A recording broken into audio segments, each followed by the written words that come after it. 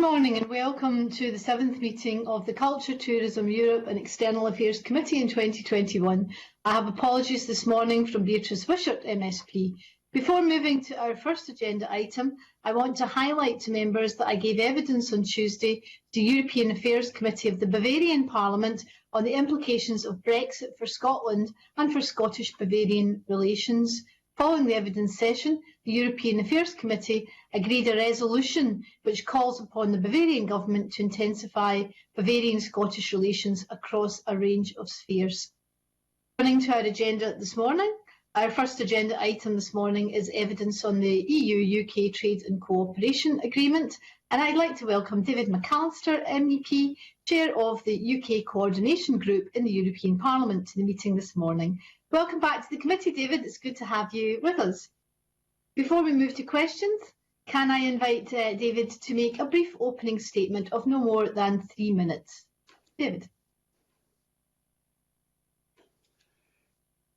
Good morning, Honourable Convener. A warm welcome here from Brussels.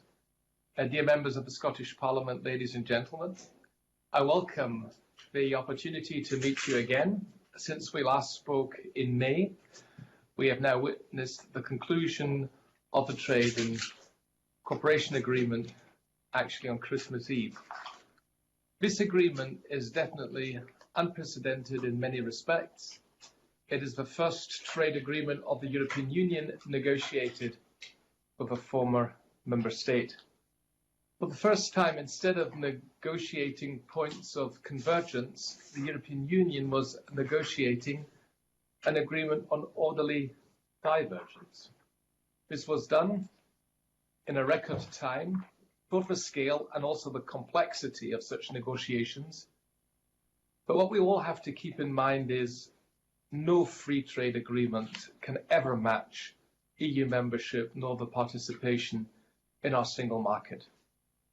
As there was no time for both sides to fully ratify the agreement before the 1st of January, and in order to avoid a cliff edge, the EU and the UK agreed that the TCA will be applied provisionally until the end of February. However, as you know, there will now be a prolongation. On Tuesday, both sides agreed on the extension of the period of provisional application until the 30th of April. This was proposed by the EU side for the purpose of legal and linguistic revisions in all 24 EU languages. And please bear in mind that this is important as it is required by constitutional provisions in some of our member states. The Trade and Cooperation Agreement sets out a single institutional framework to manage the EU-UK divergences, and it is the responsibility of both sides now to make the best of it. Regrettably, the new agreement is not completely exhaustive, lacking notably provisions on foreign policy and security cooperation. It is clear that there will be more work need to be done to broaden and also to deepen our partnership in the upcoming years. I believe it would be in the interest of both sides to maintain a close and lasting cooperation in these fields, given our shared values and interests, especially in an increasingly unstable world. A final remark: the UK government's decision not to participate in Erasmus Plus for the period of the 2021-2027 multi-annual financial framework is deeply regrettable. And finally, let's not forget other policy fields like fisheries. Brexit may be done, but we will be living with the consequences of Brexit for many, many years and decades. And the agreement shows that this agreement is pretty much a living agreement that can evolve over time. So thank you for your attention, and now I'm happy to answer your questions. Thank you very much, Mr McAllister, for that opening statement. As you say, as the European Parliament's UK Coordinating Group, you're leading the scrutiny of the EU-UK Trade and Cooperation Agreement, and I'm aware that the European Parliament has been seeking more time to scrutinise the agreement. And I know that the UK Government agreed this week to an extension of the period of the provisional application to the 30th of April. and very much welcome this development and the additional time it will give to your group to scrutinise the agreement. It's also very welcome in the Scottish Parliament and indeed all legislatures in the UK. So I would be grateful if you could update the committee on a number of things, the scrutiny process in the European Parliament and the main issues that have emerged from that scrutiny process to date, and how the extension to the timetable for provisional application will affect the scrutiny process in the European Parliament, and when a vote of consent is likely to take place, and if you think it is likely to take place. The European Parliament's work on the consent recommendation is currently ongoing. In parallel, we are working on an accompanying political resolution that will set Parliament's views on the agreement and also on the implementation. The consent recommendation is being prepared by the two lead committees, that is the Committee on International Trade, chaired by my colleague Bernd Lange, and the other committee is the Committee on Foreign Affairs, which I have the honour to chair. In addition, 15 committees, in total 15 committees have provided their opinions, and Bernd Lange and I are both proud to say that the coordination has been running very smoothly, and this does set out an unprecedented degree of cooperation across committees and policy areas. Now, you mentioned that the timetable for the provisional application has been prolonged until the 30th of April. This was mainly a request coming from the member states, but of course this now also smooths the procedure in the European Parliament, so we have a bit more time. It hasn't been decided yet when we will actually vote. There's a plenary session at the beginning of March, there's a mini plenary session at the end of March, and then there's a plenary session in April. My guess would be it will either be the second plenary session in March or in April, but that's not up to me to decide. The President of the Parliament, David Sassoli, will decide this with the group leaders. They're meeting next week to discuss the timetable. We have finalised our scrutiny work at the committee level and more or less now put it in a freeze. But if things develop, and we all know that a lot of discussions are going on, especially on the protocol on Ireland or Northern Ireland, we are always in a situation to still adopt and amend the wording of our accompanying resolution. Thank you very much. That's very interesting to know. The committee has heard, our committee has heard evidence from a range of stakeholders across, right across the Scottish economy in recent weeks, which has highlighted the problems which are being experienced by Scottish companies seeking to export goods to the EU since the 1st of January. And we recognise that many of these issues were widely predicted before the end of the transition period. Indeed, the majority of members called last year for an extension to the transition period in recognition of the problems that are being highlighted. Some of the problems are potentially temporary in nature and others are structural, given, as you say, the thin nature of the agreement which the UK government sought. However, we are where we are. More recently, we've called on the UK government to re-enter negotiations with the EU Commission in order to seek solutions to the problems being experienced in the trade of goods between the UK and the EU, and possibly an extension to existing grace periods. So I would welcome your view on two things. First of all, the issues, if any, that EU member states are now already experiencing in trading with the UK, and whether you consider that there's any potential for the European Commission to re-enter into dialogue with the UK government in order to see if there is potential to reduce barriers to trade that are currently being experienced and which seem set to intensify further as more checks are introduced in the coming months. Thank you for this question. Just like in the UK, of course, businesses and citizens are also being confronted with problems due to Brexit. But we have to name the reason for these problems. The problem is and remains Brexit, and especially which kind of Brexit the UK decided to implement.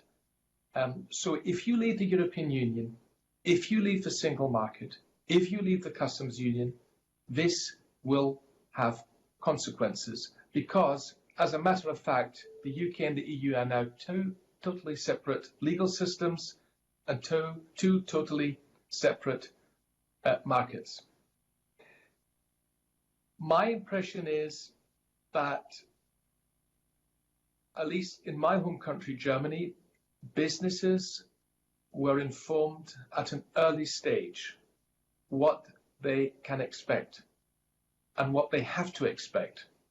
The German Trade Ministry, of the local regional chambers of commerce, there was a big information campaign for all companies, especially targeting at smaller and medium-sized companies operating on the UK market.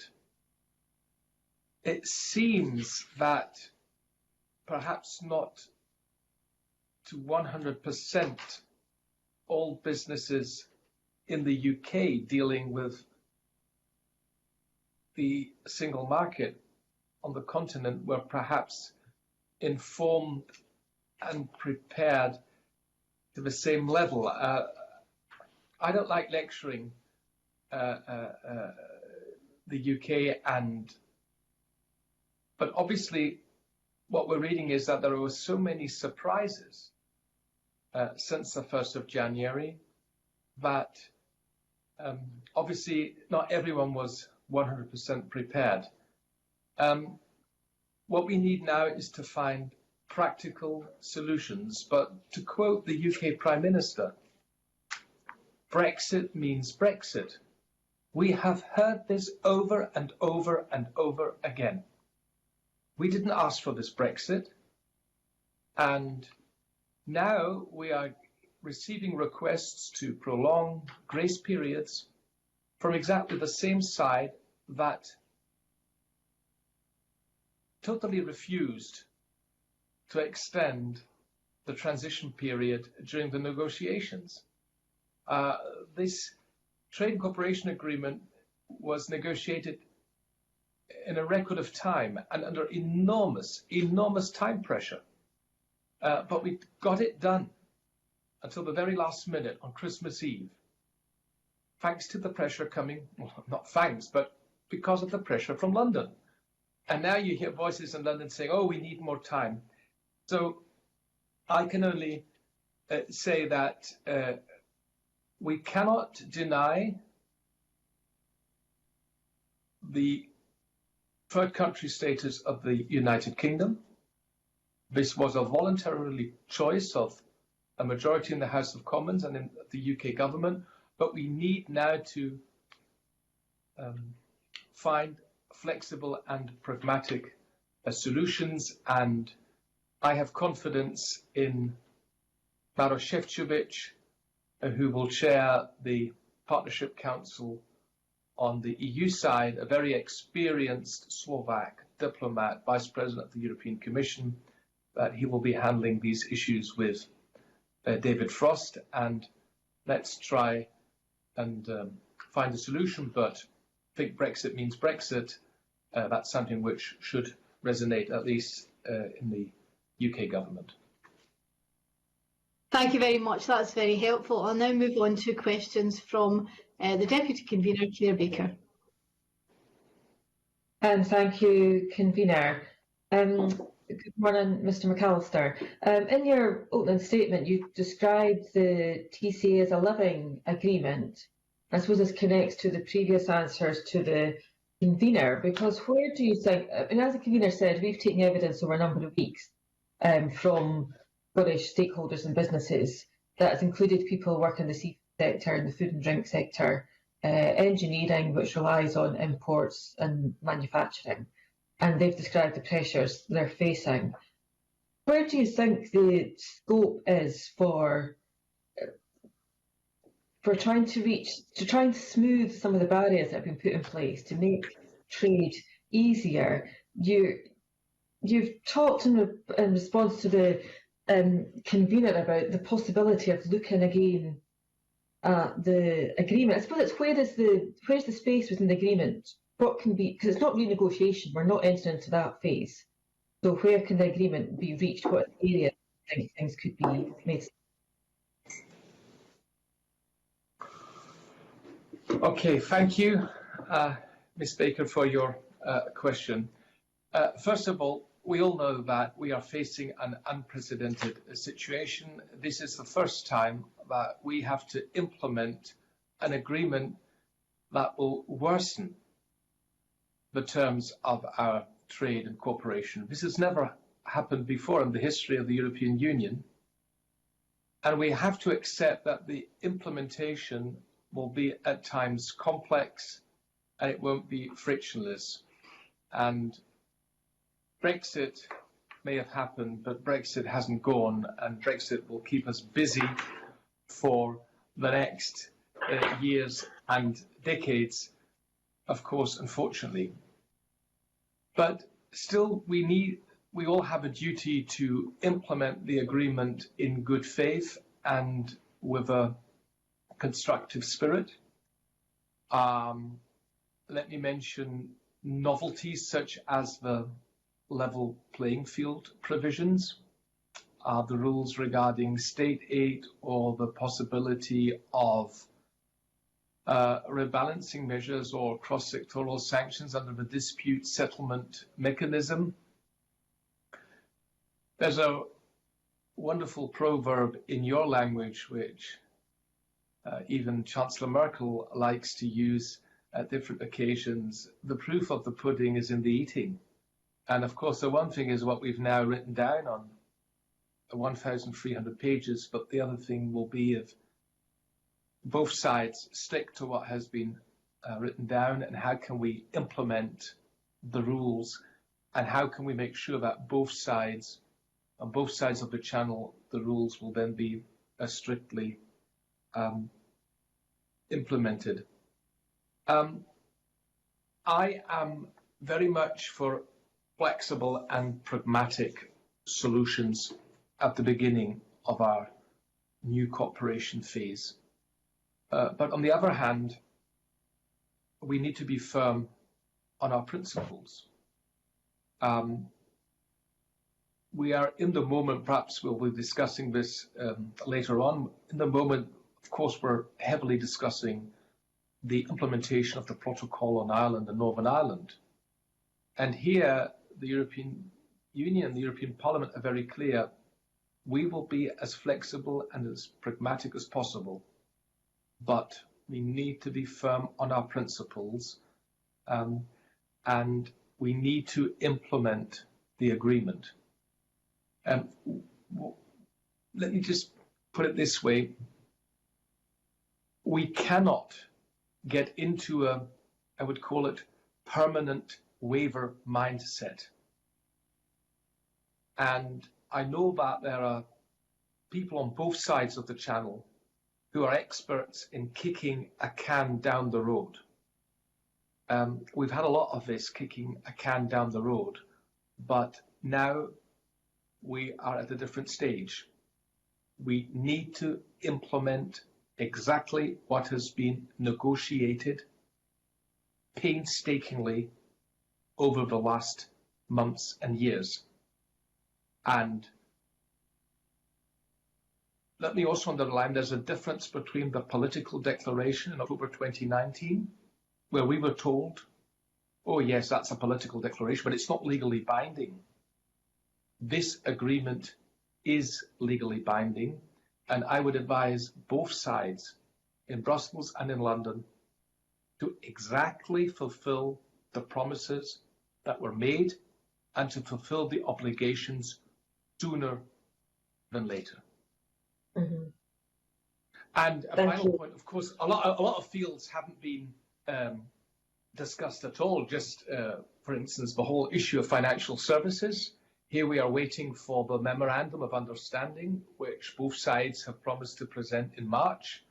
That will be another field. I mean, I've mentioned the whole issue of foreign affairs, security and defence. We deeply regret that not a single line was negotiated here. Perhaps at a later stage we might contribute another pillar to our cooperation agreement. I think this will also depend on the review of the foreign affairs, security and defence strategy that the UK government has announced will be presented in 2021.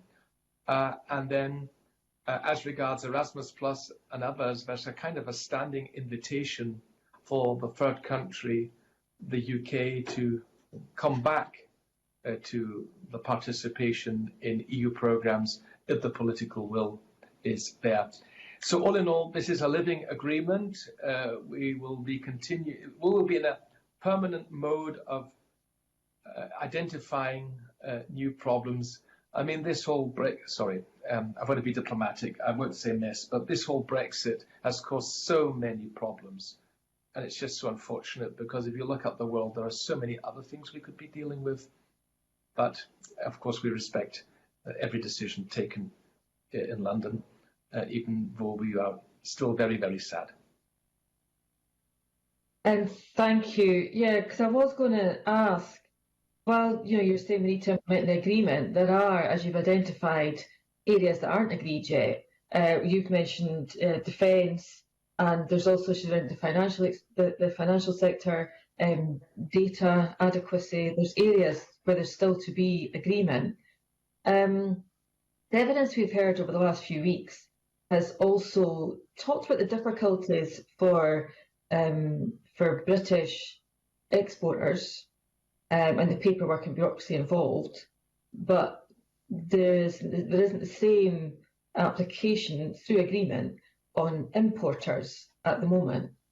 And do you feel that the European countries appreciate, or in terms of preparation for the changes that will come in April, in terms of checks at borders and all those type of processes, that people are prepared and businesses are prepared for how the exports will operate? And just one final question, which is really just for clarification. In the first answer to the convener, you talked about I think it was the political agreement, you said, the EU, as well as the trade work, they were looking at the political agreement. I just wondered what that refers to, just for clarification. Was that a question for the convener? No, it was for yourself. I think you referred to... No, yeah. Well, I was referring to the political declaration in 2019. Which was for us kind of the basis for the future trade and cooperation agreement. And what we noticed during the negotiations in 2020 that, to our surprise, some parts of the political declaration were all of a sudden questioned. Yeah, it's a fairly redundant document now. We've had this discussion at committee before, that while it was a basis that gave I was thinking it gave a reasonable basis to where we should start, but with a change in government, it seemed its relevance was certainly under question. It doesn't seem to be the bedrock that it was implied and it's supposed to be. Well, we learned that the political declaration wasn't legally binding. Okay, but this trade and cooperation agreement is legally binding, and I think both sides, as I mentioned, need to implement what has been agreed to 100%. And just once again on the questions of the customs formalities and the paperwork and the red tape, this is the consequence of a British decision what kind of Brexit they wanted. And they wanted the hard Brexit, including to leave the single market and the customs union. Well, if you do that, then you will have to accept checks and controls and formalities, because we have the duty to protect the integrity of our single market that is in the interest of 430 million consumers in the EU 27 plus other countries. And that happens if you decide to take back control. Convener, do we have time for another question? We'll have to move on if you don't mind, but I'll try and bring you in at the end, Claire, if there's time. Stuart Stevenson. Thank you, Convener, and good morning, David. I'm just going to make an observation since you mentioned fishing, and I represent the biggest fishing area in the UK, and in particular in Scotland. And I note that the front page of the Frankfurter Allgemeine newspaper quoted Douglas Adams and said, "So long and thanks for all the fish." And fishing doesn't get reached until page 902 in the agreement, but I'm not going to pursue that particular line. That's just an observation that you kind of fed to me. Fairly briefly, and I think I know the answer, but I'd like to get it on the record. Is the European Parliament process in relation to all this an avenue for changing, for reopening the Trade and Cooperation Agreement? In other words, is the approval of the Parliament a necessary legal part of the process from an EU point of view? Thank you for the question. I represent the fishing district of northern Germany with Cuxhaven and Bremerhaven, but we're not going to discuss fisheries now. On the parliamentary process, it's twofold. The consent recommendation is the one, as I mentioned, being prepared by the two lead committees, the Trade Committee and the Foreign Affairs Committee. And the other process is the accompanying resolution. I'm pretty sure that the TCA will get a majority in the European Parliament, but it is a legal requirement. And the accompanying resolution, which is ready in a draft text, will be quite detailed. I guess it will be perhaps 24 pages long, where we have a first thorough political analysis, what we welcome, where we see room for improvement, and where we will be critical. And also, this accompanying resolution will be a first kind of parliamentary guidance for the EU representatives in the Partnership Council and in the specialised committees where we believe that we need to improve what has been agreed at a later stage. And a final point, because you're talking about parliamentary cooperation, as you all know, as MSPs, the Trade and Cooperation Agreement foresees the possibility of creating a partnership assembly, which would be composed of members of the European Parliament on the one hand and representatives of the UK side on the other hand. Here, the President of the European Parliament, David Sassoli, is now in contact with the Speaker of the House of Commons, and they have exchanged letters a few days ago with a view to start the process. I would very much welcome that we also have a parliamentary dimension of our future cooperation.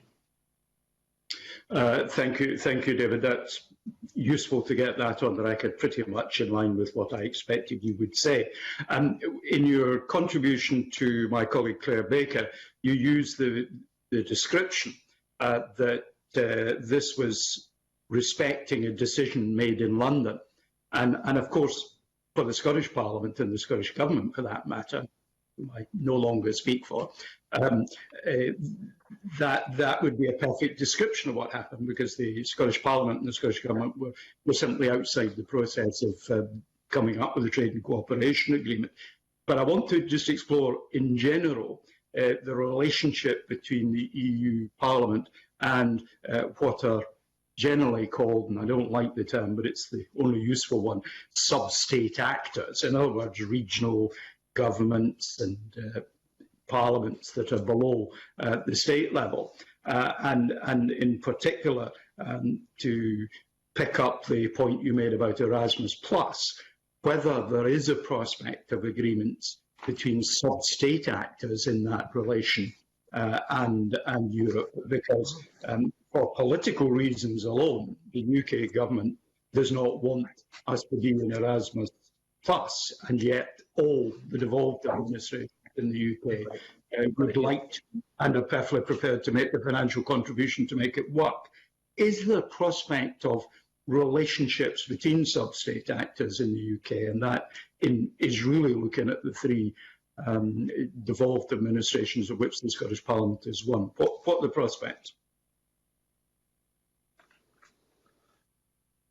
On Erasmus+, as I mentioned, I deeply regret the UK government's decision not to participate in the Erasmus programme. I don't even want to be diplomatic. I want to be very outspoken. This is a total lose-lose situation. And I really, really am disappointed, especially because the UK government originally indicated that they would be ready to continue the participation in this programme of academic cooperation. Anyhow, it's important to point out that the UK can come back at any time should it wish to revise its decision. The Trade and Cooperation Agreement provides the possibility to rejoin Erasmus+ as a third country on the basis of the provisions regarding EU programmes. The European Parliament attaches a great deal of importance to the Erasmus programme. Parliament has fought with determination to ensure that this programme is sufficiently funded under the next multi-annual financial framework and that students can benefit from it across Europe. The European Commission has, in the meantime, indicated that it remains open and ready to negotiate any future request from the United Kingdom to associate with Erasmus+ or other EU programmes, and I do hope that one day in the future students will be able to benefit from this again. In the meantime, and with regard to the multi-annual financial framework, all ongoing projects the UK funded before the end of 2020 in the previous Erasmus+ programme will be honoured in full and will run until their full completion. Now, we here in Brussels are aware of the Scottish Government statement of the UK decision not to associate to Erasmus+. Members of the Scottish Government have reached out to representatives of the Commission. Minister Lockhead was in contact with Commissioner Maria Gabriel. A number of MEPs have been contacted, and you're probably aware that a huge number of a couple of dozen MEPs supported an initiative to make it possible for universities and other institutions from the devolved regions of the UK to participate in the Erasmus+ programme, especially Scotland and Wales. For Northern Ireland, as you know, a special solution has been found. However, the European Commission takes a clear view and has made public that association to Erasmus+ is not possible for Scotland or Wales separately. The only possibility, as the Commission argues, would be for the UK to associate as a whole or not at all. So with that association, the UK will be able to participate in Erasmus+ to the extent possible for a non-associated third country, opportunities under Erasmus until 2027 will now be limited to those international actions open to worldwide participation. These include the Jean Monnet actions as well as the Erasmus Mundus joint master degrees, which both have strong international outreach, the latter with a strong involvement of Scottish and Welsh universities. I have here a letter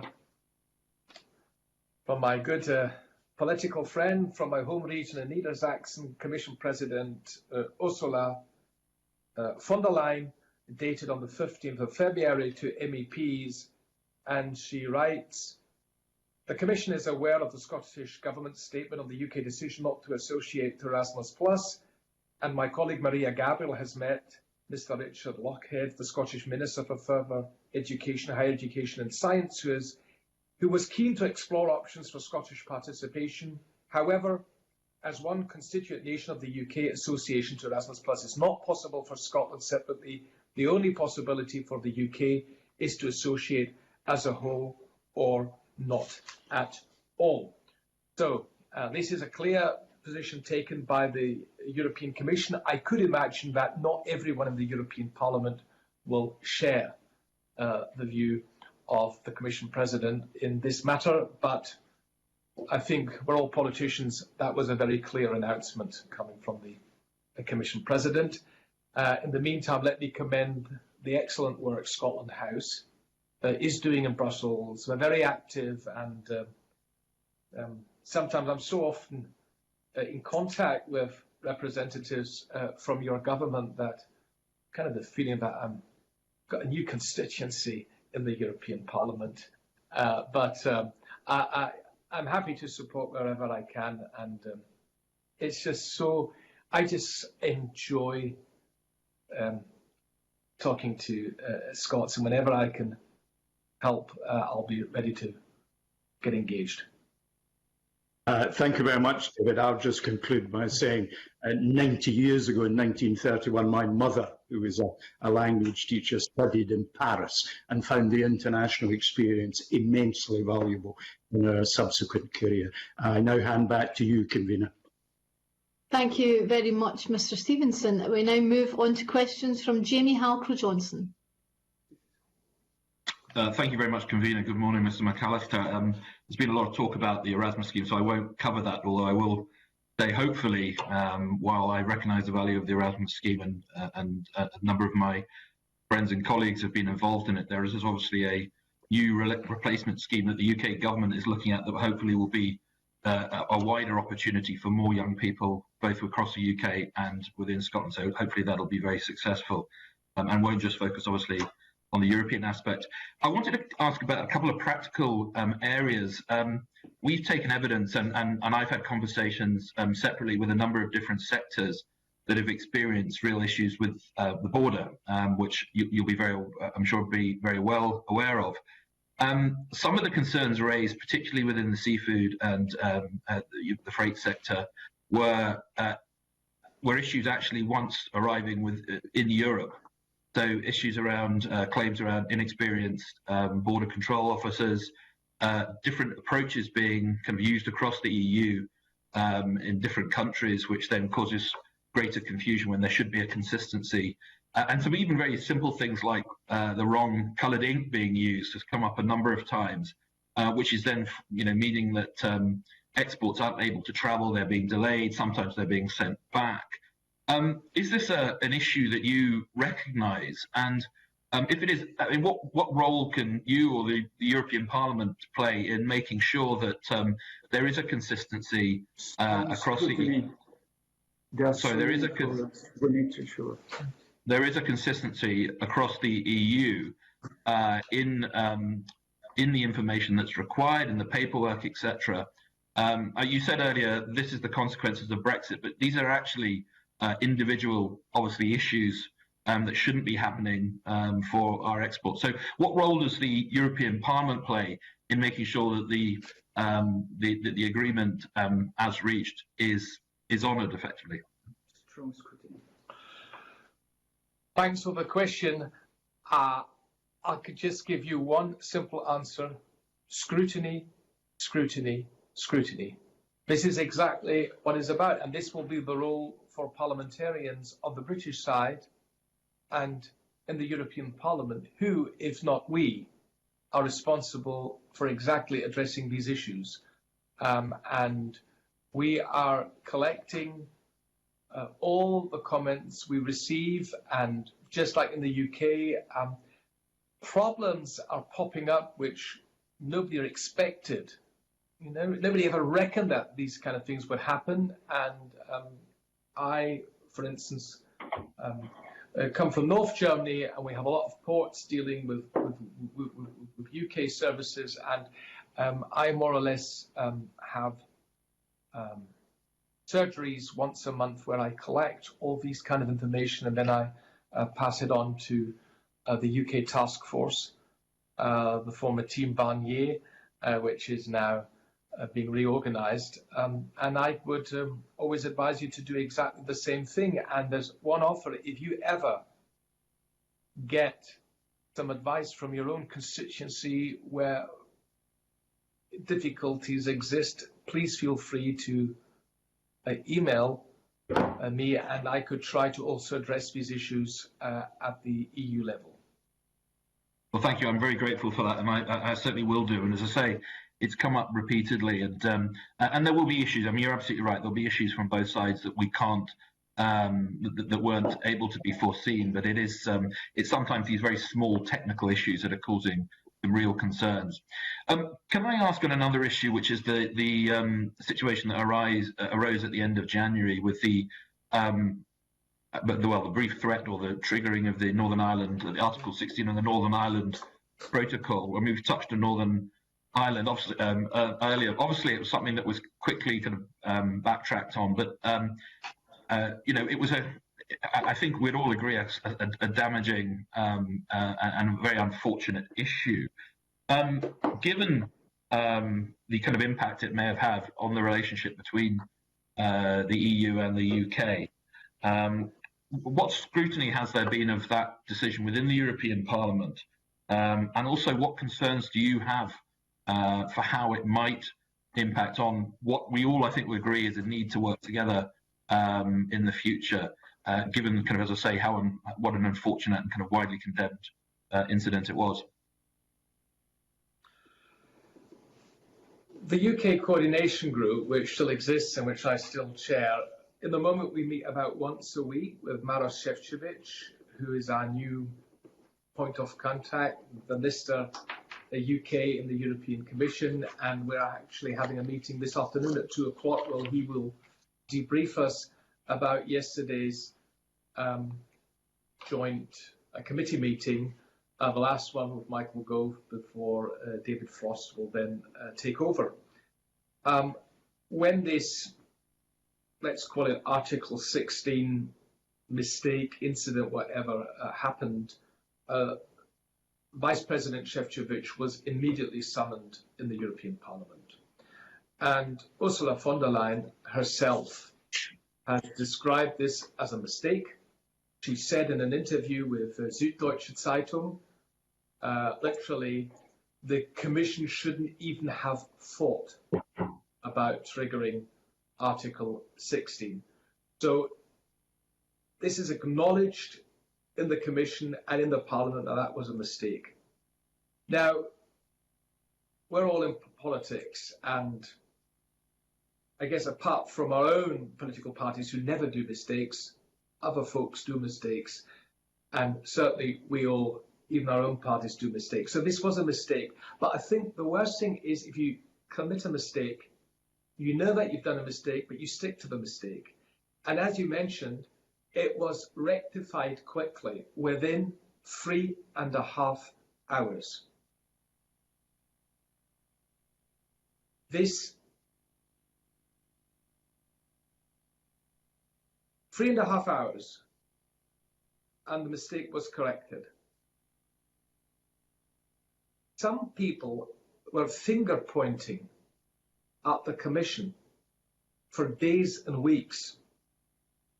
And there were some people who were finger pointing at the Commission who are the same people who tabled and discussed the UK Internal Market Bill in the House of Commons, which was a clear violation of the withdrawal agreement and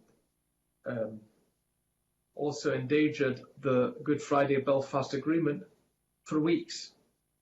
Now, you don't have to study maths to be of the opinion that there's a difference between 3.5 hours and a couple of weeks.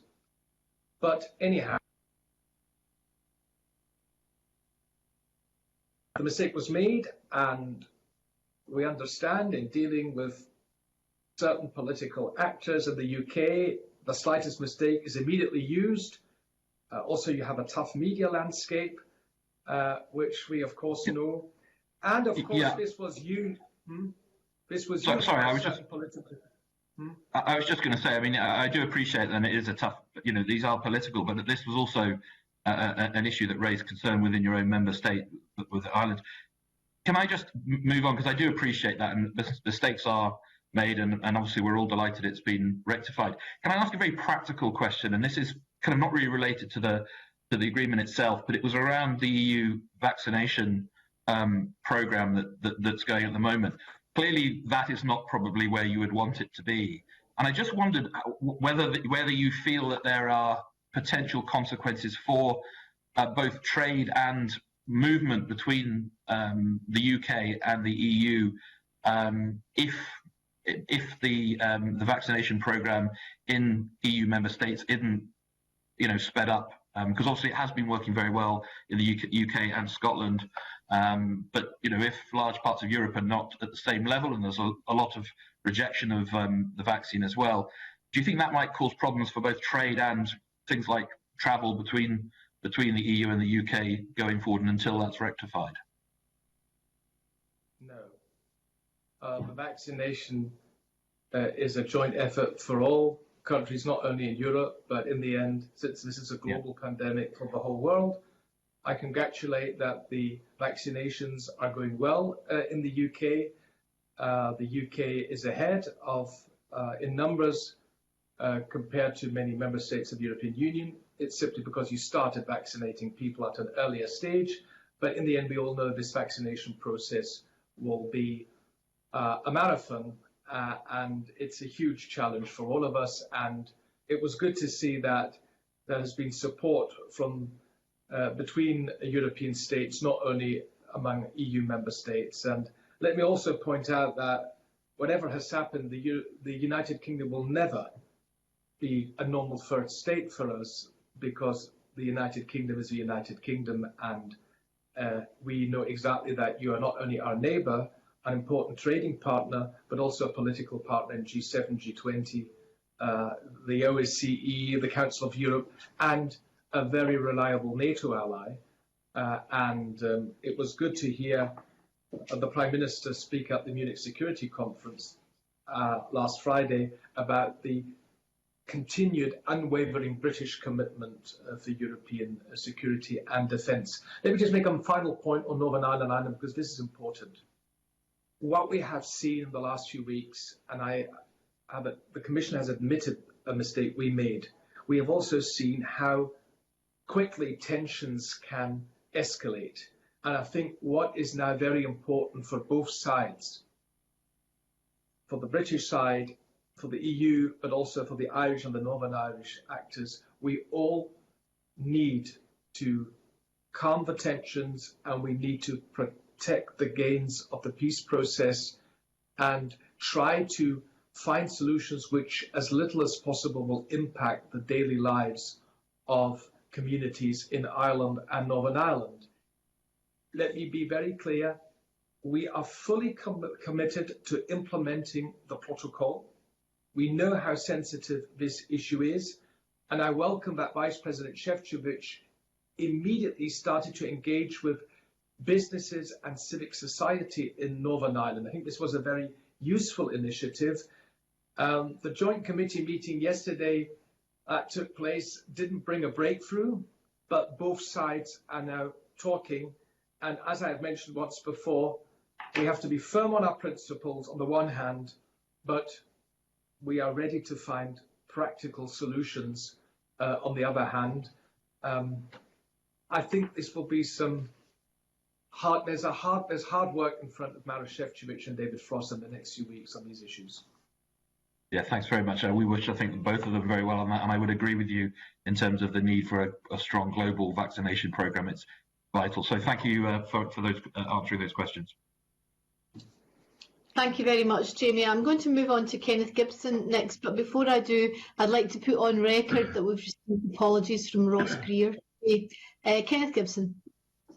Good morning, David, and thank you, convener. In your opening speech, David, you talked about how the Trade and Cooperation Agreement does not include foreign policy and security matters. And you've just touched on the fact that the UK government has made a commitment to NATO, etc., and Europe. But what are the implications of the lack of security inclusion? And I'm thinking not so much about military matters, but I'm thinking about issues in relation to tackling organised crime, etc., smuggling, that kind of thing.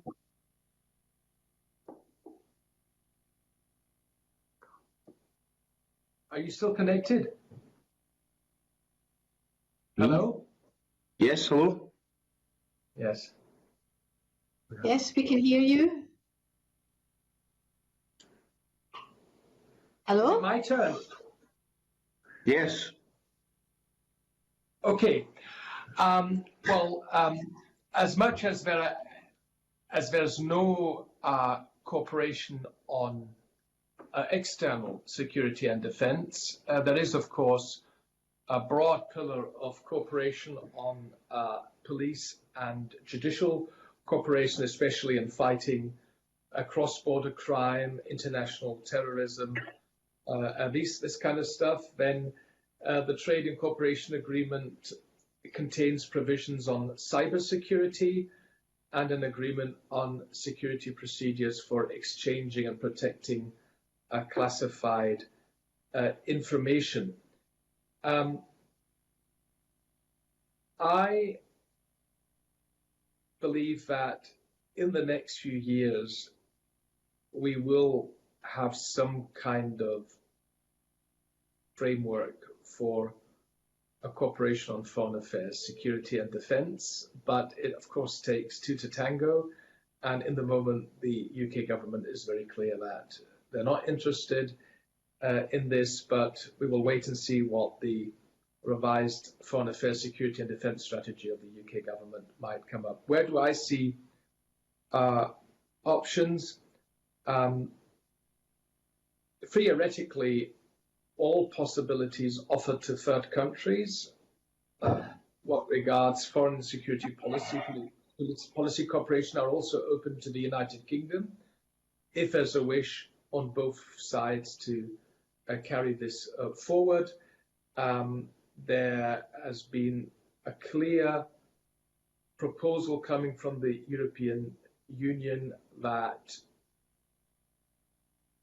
we are open for British participation in framework participation agreements, participation in EU battle groups, in EU military and civilian missions, administrative arrangements signed through the European Defence Agency, or participation in the European Defence Fund, the Galileo, or the Permanent Structured Cooperation. So the offer is there.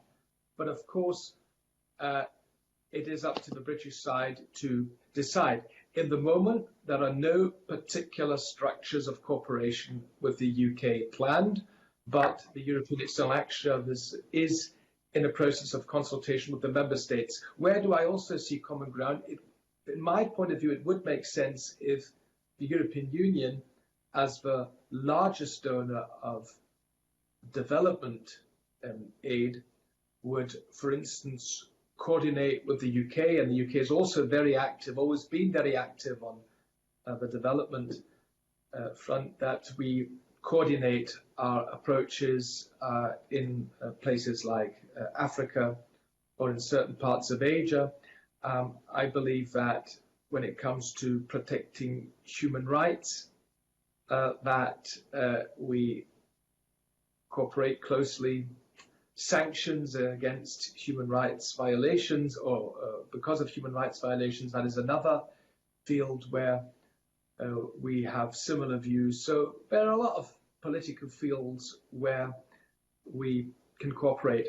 In the end, it will be a British decision if you want to coordinate with the EU27 as an EU, or if the Brits will prefer to have bilateral agreements with certain member states. My understanding is when it comes to defence cooperation, the UK government is not particularly interested in dealing directly with the European Union, but on the other hand is interested in cooperating closely with member states, especially France and Germany. So we will see where we go. Yeah, I mean, I think obviously the UK is committed to NATO, but I'm thinking in terms of diplomatic issues in relation to Eastern Europe, where it seems the European Union is carrying most of the weight in relation to relations with Russia, Belarus, Ukraine, etc., and some of the kind of instability it's developing there. But another issue, of course, in terms of the economic relations between the European Union and the UK is, of course, services. We talk a lot about trade and goods and the moving of goods and services and etc., etc. But clearly, a lot of what the UK exports to the European Union, and of course vice versa, is seen as invisible, financial services, etc. So I'm just wondering how you see things developing in that particular field as we go on, and what the particular difficulties are at this time. Thanks for the question. First of all, just one additional remark on the diplomatic relations.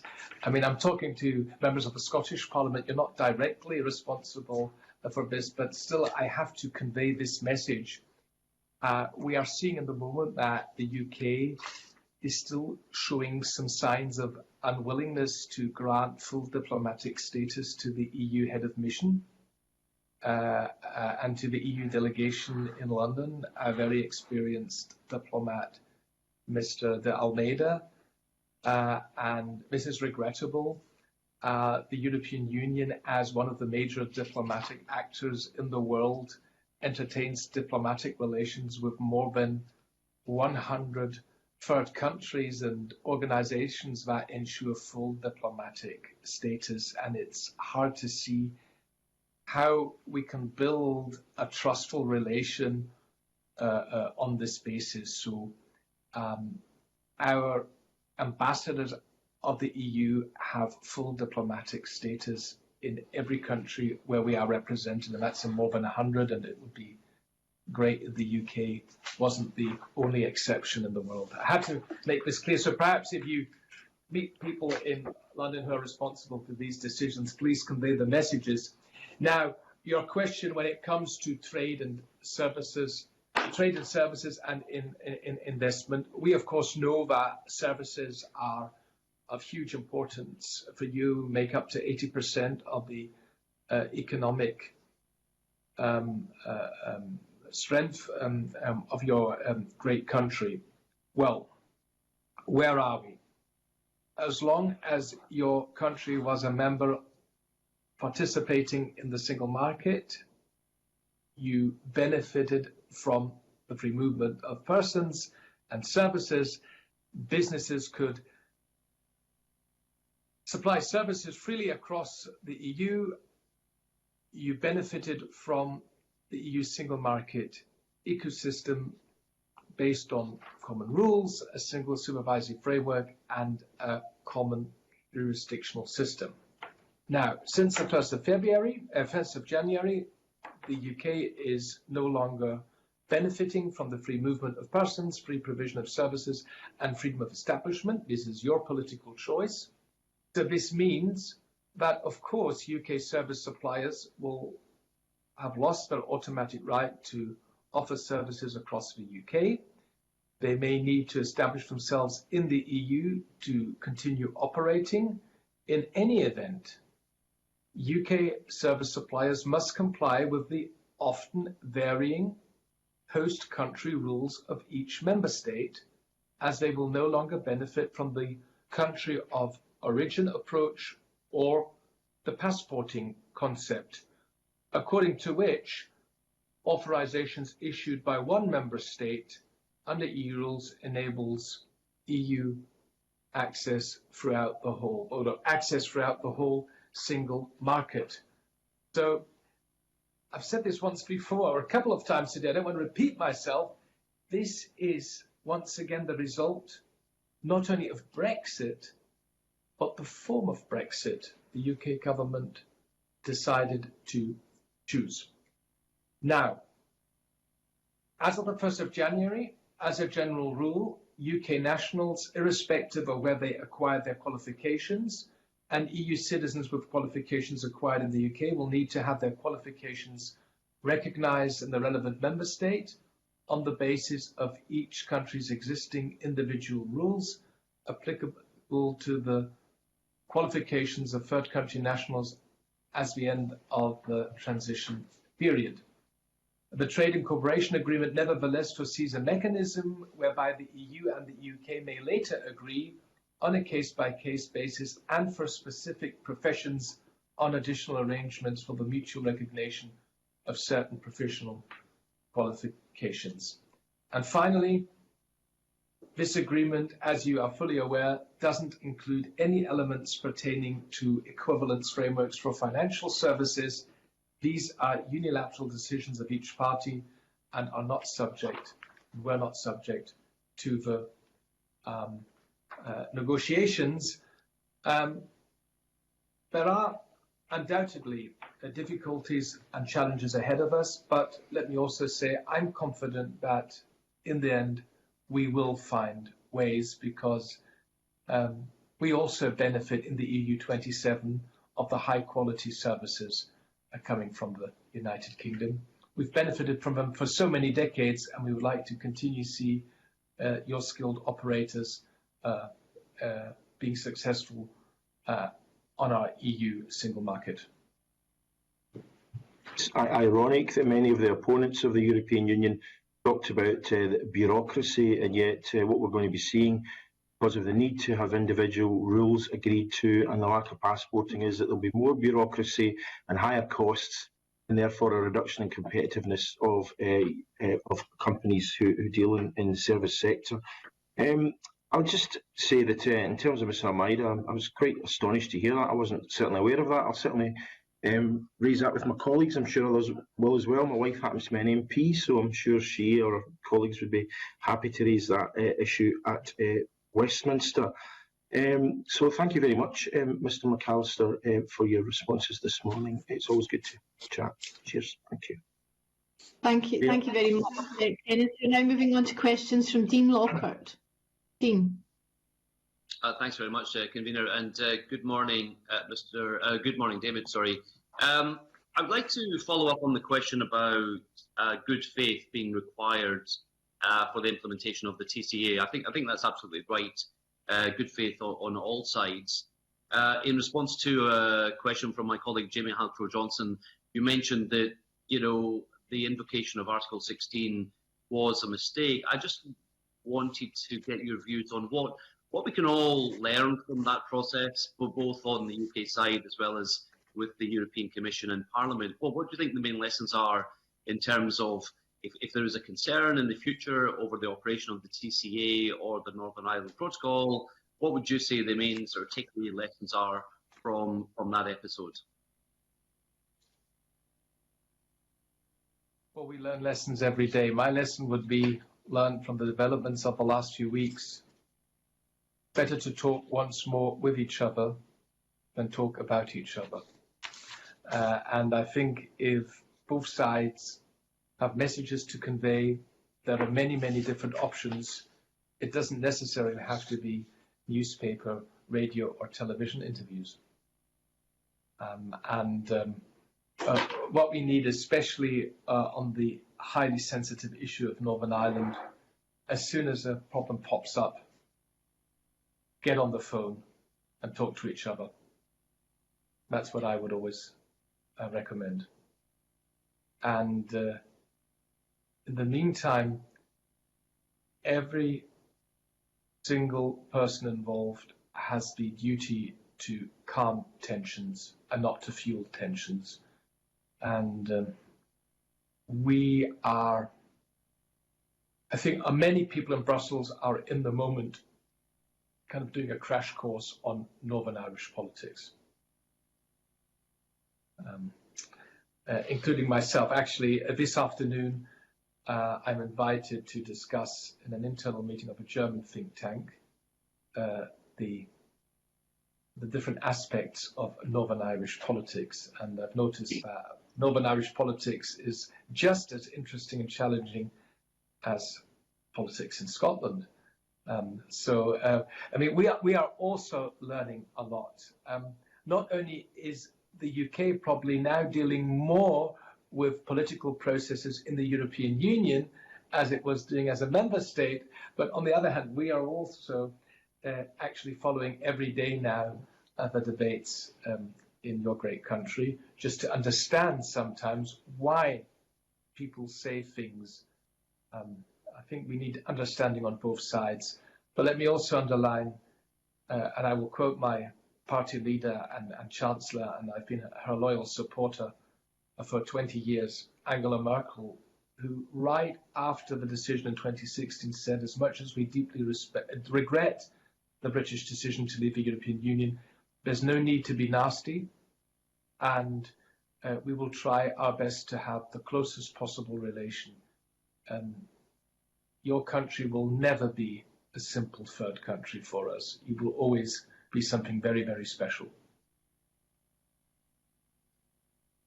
Well, thank you very much. That sounds like the ongoing dialogue you mentioned, I think, will be central to all of this. And it's always good to have the direct telephone number of someone if you need to talk to them in emergency. Can I ask another question about a separate issue about parliamentary scrutiny, European parliamentary scrutiny of the TCA? How does the process of the TCA compare to parliamentary scrutiny of other free trade agreements? For example, the association agreement with Ukraine, is it the same scrutiny process that the European Parliament undertakes, or has a sort of special procedure had to be adopted for the TCA?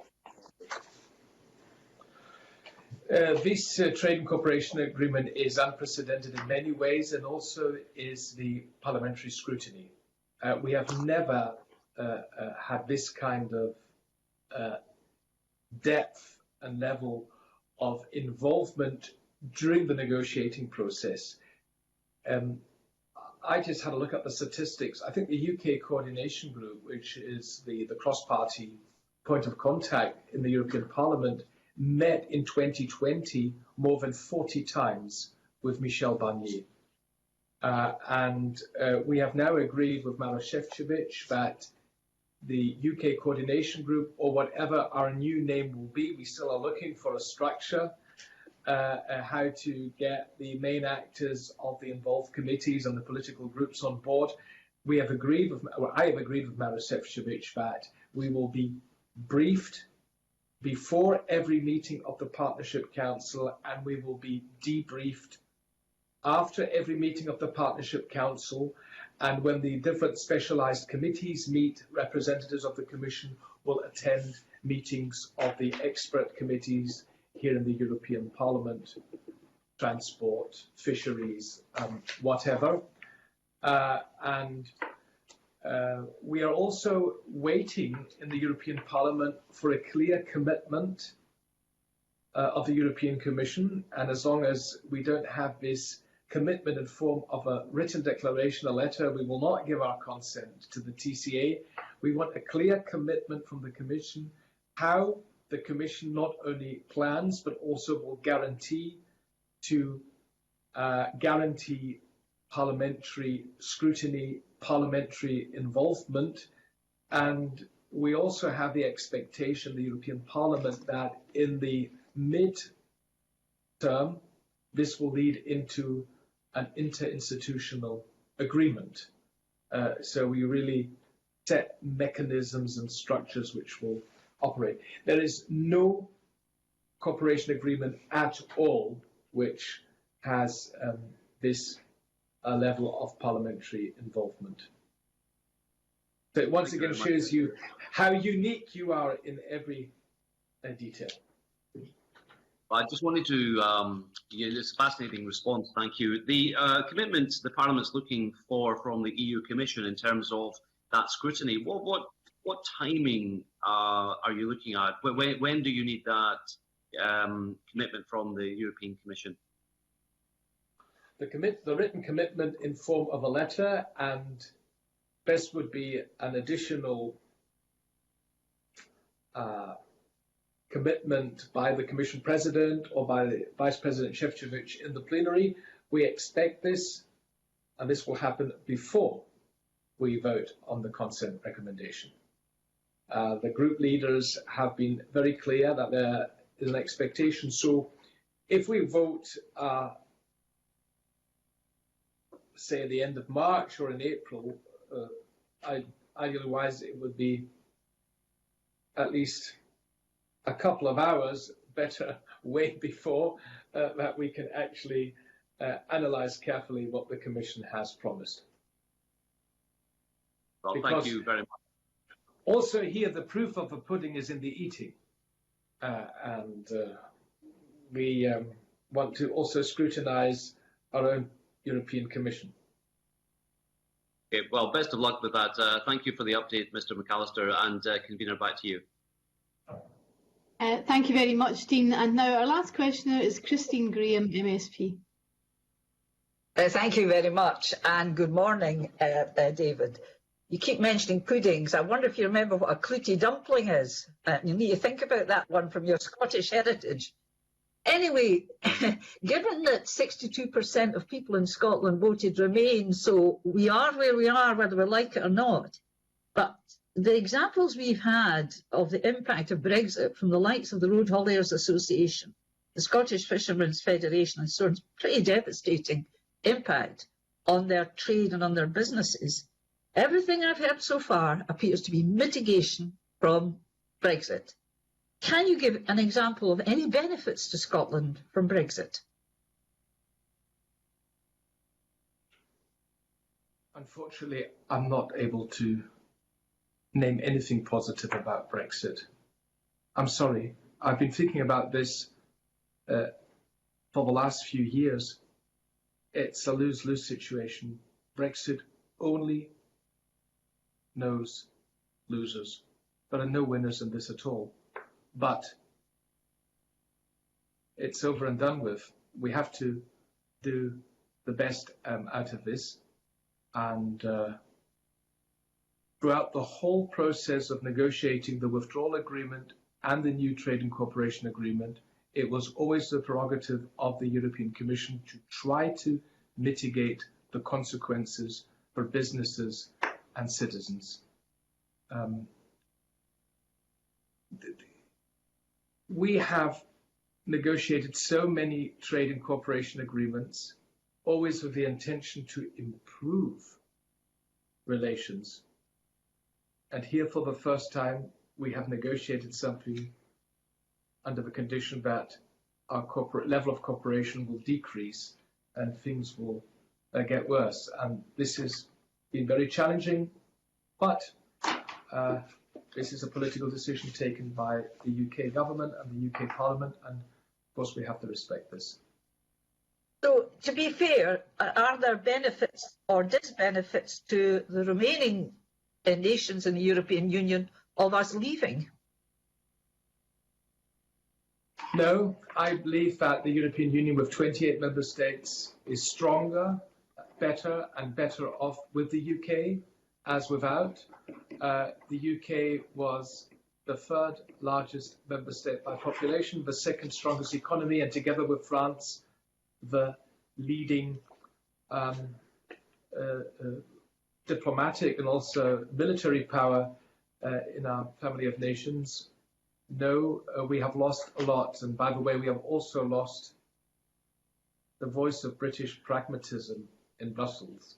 And I said a few weeks ago, we also miss most of our British colleagues in the European Parliament, because across political parties, with one exception, a party that wasn't interested in getting engaged at all in Europe. If you had a look at the the Conservative, the Labour, the Lib Dem, the SNP, the Greens, and also our colleagues from Wales and Northern Ireland. They were very hard-working women and men, and they knew exactly what they were talking about. So we've lost a lot since the 1st of February last year. Who has benefited from Brexit? Well, perhaps the city of Amsterdam, the stock exchange of Amsterdam, because lots of companies have left London to go to Amsterdam. But these are all things which we happily would have been glad to avoid. That's really all I can tell you. And finally, it was interesting to see, we always thought that there were 3.5 million EU citizens living in the UK. And now the numbers released by the UK government show that it's up to 5 million people. I know that in Scotland you've been very inclusive and you've been very, very friendly and warm to the citizens from the EU living in Scotland.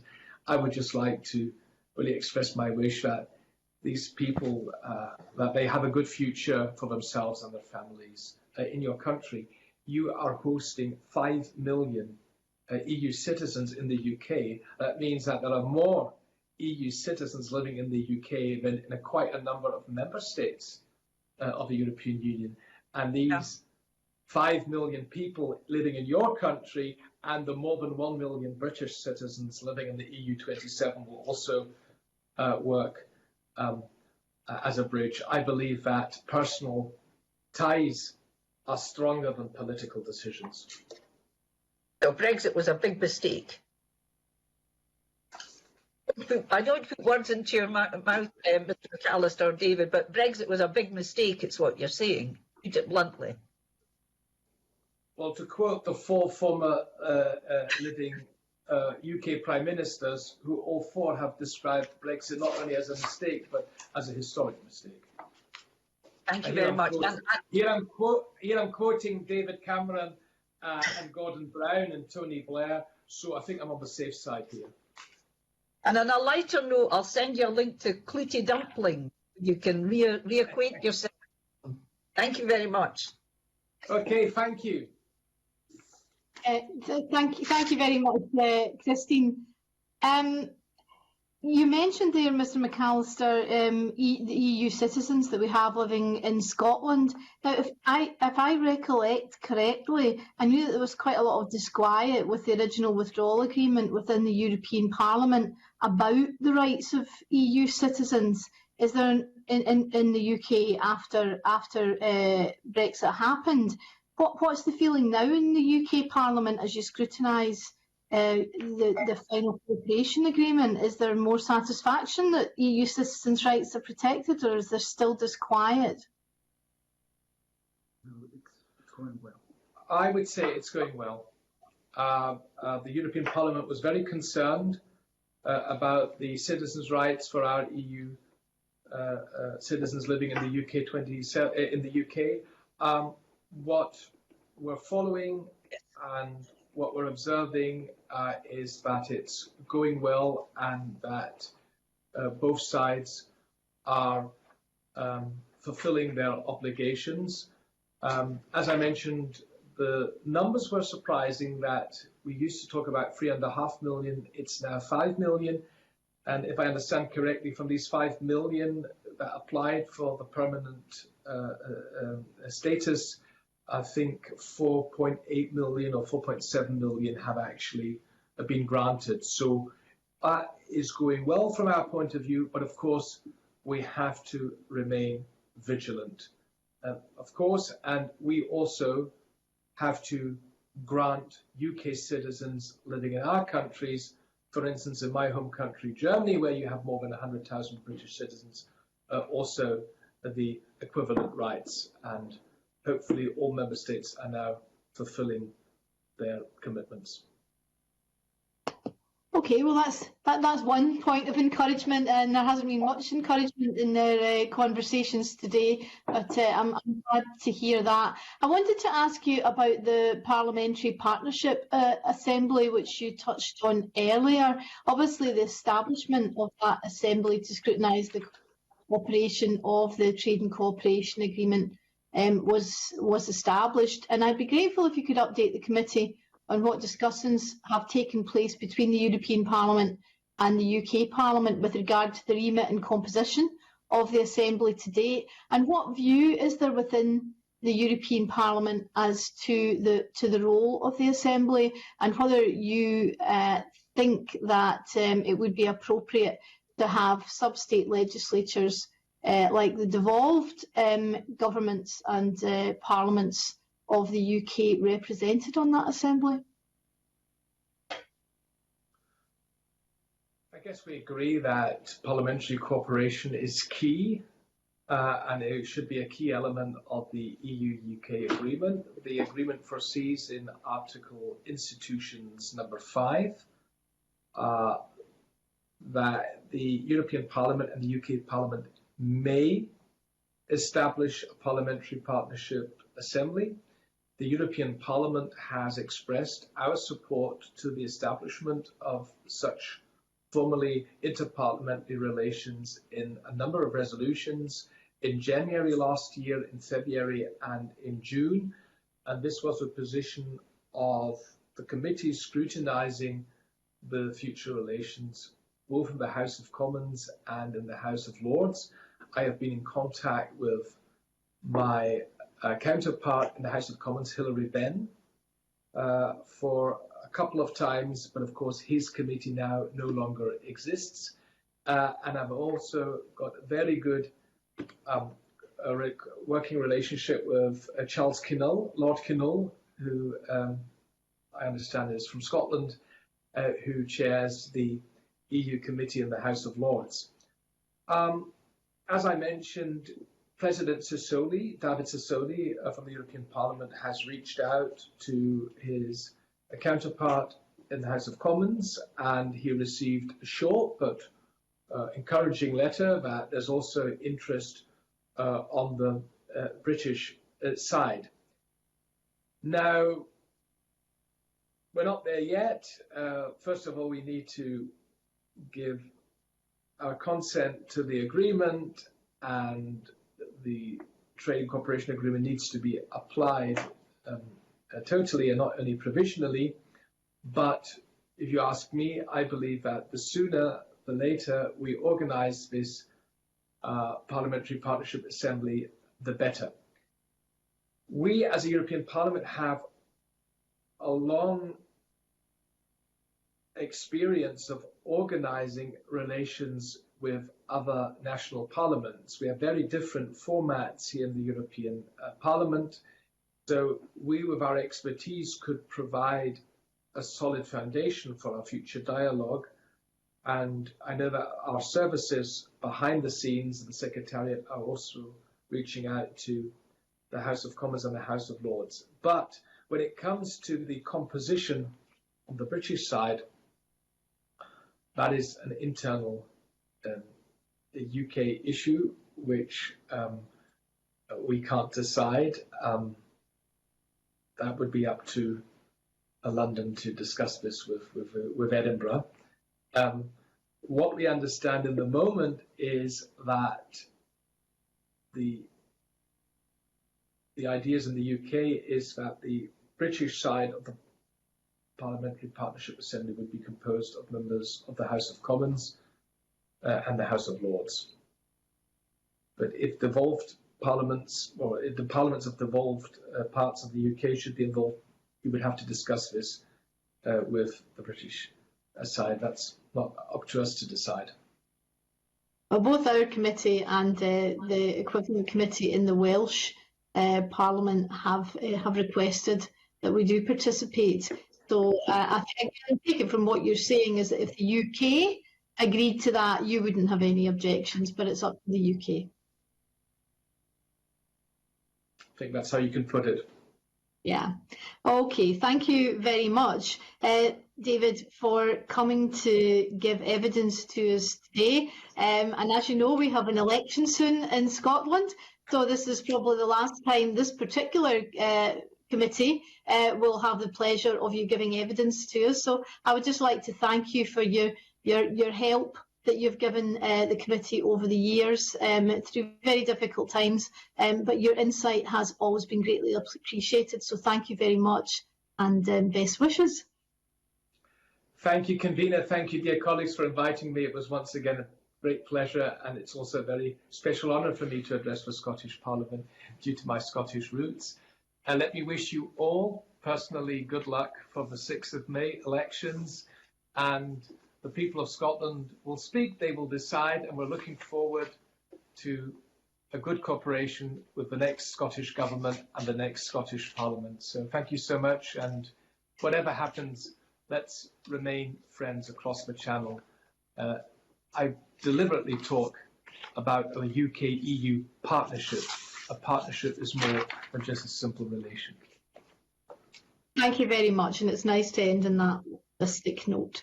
The committee will shortly hear from a further panel of witnesses, and I suspend the meeting for a few moments to allow those witnesses to join us. Thank you very much.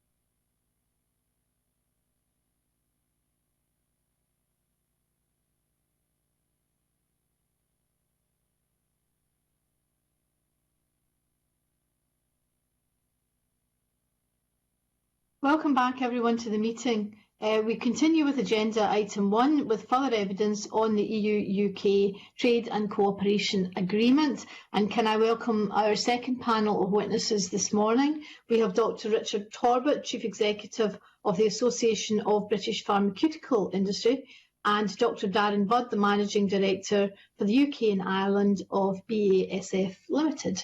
Thank you very much for attending today. We'll move straight to questions, and can I thank you both for your written submissions today, which have been very helpful to the committee. If I could turn to Mr. Torbett, first of all, in your written submission you say the lack of an MRA on batch testing regulatory standards between the EU and the UK presents a significant future risk to the availability of medicines, UK patients, and the attractiveness of the UK as a global life sciences hub. That's very concerning, and I'm not going to read out all your evidence, but perhaps you could kind of brief us now orally on and what the implications of that are and what you would like to see happen. Certainly, and good morning, convener and committee members. It's a pleasure to be back with you. So specifically on batch testing, when I gave evidence to you just before Christmas, I believe it was last December, I explained that there were two aspects of mutual recognition of regulations that were very important for our industry to come out of the agreement. And the short version is we've got one aspect, which is the recognition of good manufacturing practices, and those are involving the inspections of manufacturing sites. So we have a mutual recognition on that, which is very pleasing to see. But batch testing is where every single batch of medicines and vaccines that are manufactured, a portion of doses has to be tested, has to undergo a variety of tests in a lab before that batch is able to be released onto the market. Now, we've been recognising each other's batch testing between the EU and the UK, obviously, for many years, and we were hoping to get a mutual recognition agreement on that. The EU was not willing to enter into such an agreement, although the British government did try and secure one. And I would put on record that I do feel that we've had a very good understanding of our needs from both officials and ministers in Whitehall on this issue and have tried to secure the deal. However, one wasn't reached. So what the implications of that are is that for any medicine or vaccine coming from the EU to the UK, it will have to undergo a duplicative set of tests after the beginning of 2023. So for a 2-year period, the UK government has chosen to unilaterally recognise EU batch testing, but they have essentially put us on notice that after the 1st of January 2023, there will be an expectation that UK batch testing facilities will be in place. Now, the reason we are concerned about that is that anything like that takes time, takes a huge amount of cost, a huge amount of complexity, a huge amount even of environmental impact, because of course many of the tests involve the use of solvents and what have you that are unnecessary and duplicative. So duplicating regulation that adds cost, complexity, and ultimately delay in the supply chain is something that is disappointing, and we are certainly calling on the government to reflect on that. And in an ideal world, we would ask and suggest that it's entirely within the UK government's gift to recognise batch testing in the interest of not duplicating this regulation. Right, thank you very much for that. That's very clear. And your submission also raises some concerns about the supply of medicine to Northern Ireland. Can you tell us more about that? Yes, certainly. So again, we are one of the most highly regulated industries anywhere in the world for very good reason, of course. And so anything to do with regulation and a lot of the Brexit process has been very complicated for us. And as we discussed last time I was at the committee, Northern Ireland has been particularly complicated because on the one hand, Northern Ireland is part of the UK, but also there is an obligation to be compliant with EU regulations and to ensure the sort of security of the EU single market. Now, I think quite a pragmatic phase-in period was agreed. So as things stand today, there is no particular issue with supply in Northern Ireland because we have a year's grace period, if you like, in order to implement the rules. However, there remains some uncertainties. There remains some differences of interpretation of those rules between the EU regulators and the UK regulators on a number of issues that relate to the licensing of medicines. So these are quite technical issues. They involve around the location of marketing authorization holders, aspects of the Falsified Medicines Directive. And really, you know, right from the word go after the Brexit referendum, the singular focus of the pharmaceutical industry has been to do everything we possibly can to ensure that any patient in any geography doesn't notice any difference in terms of the supply of their medicines. And we will always do whatever we need to do in order to be compliant and in order to make sure that supply goes. The one thing we can't plan for and the one thing we can't adjust is when the rules are not clear. And if there is a difference of view between the two sides on how to interpret those rules, we literally don't know what to do. So we can't make best use of that 1 year grace-in period until some of these issues are clarified. If I may, I would just finally say that I have written to the Chancellor of the Duchy of Lancaster, along with some of my colleagues from across the wider life sciences community, to raise these points, you know, as clearly as possible, and also to suggest some practical solutions that could be put in place. There is a lot of talk, there has been a lot of talk, for example, of technology solutions to the Northern Irish border.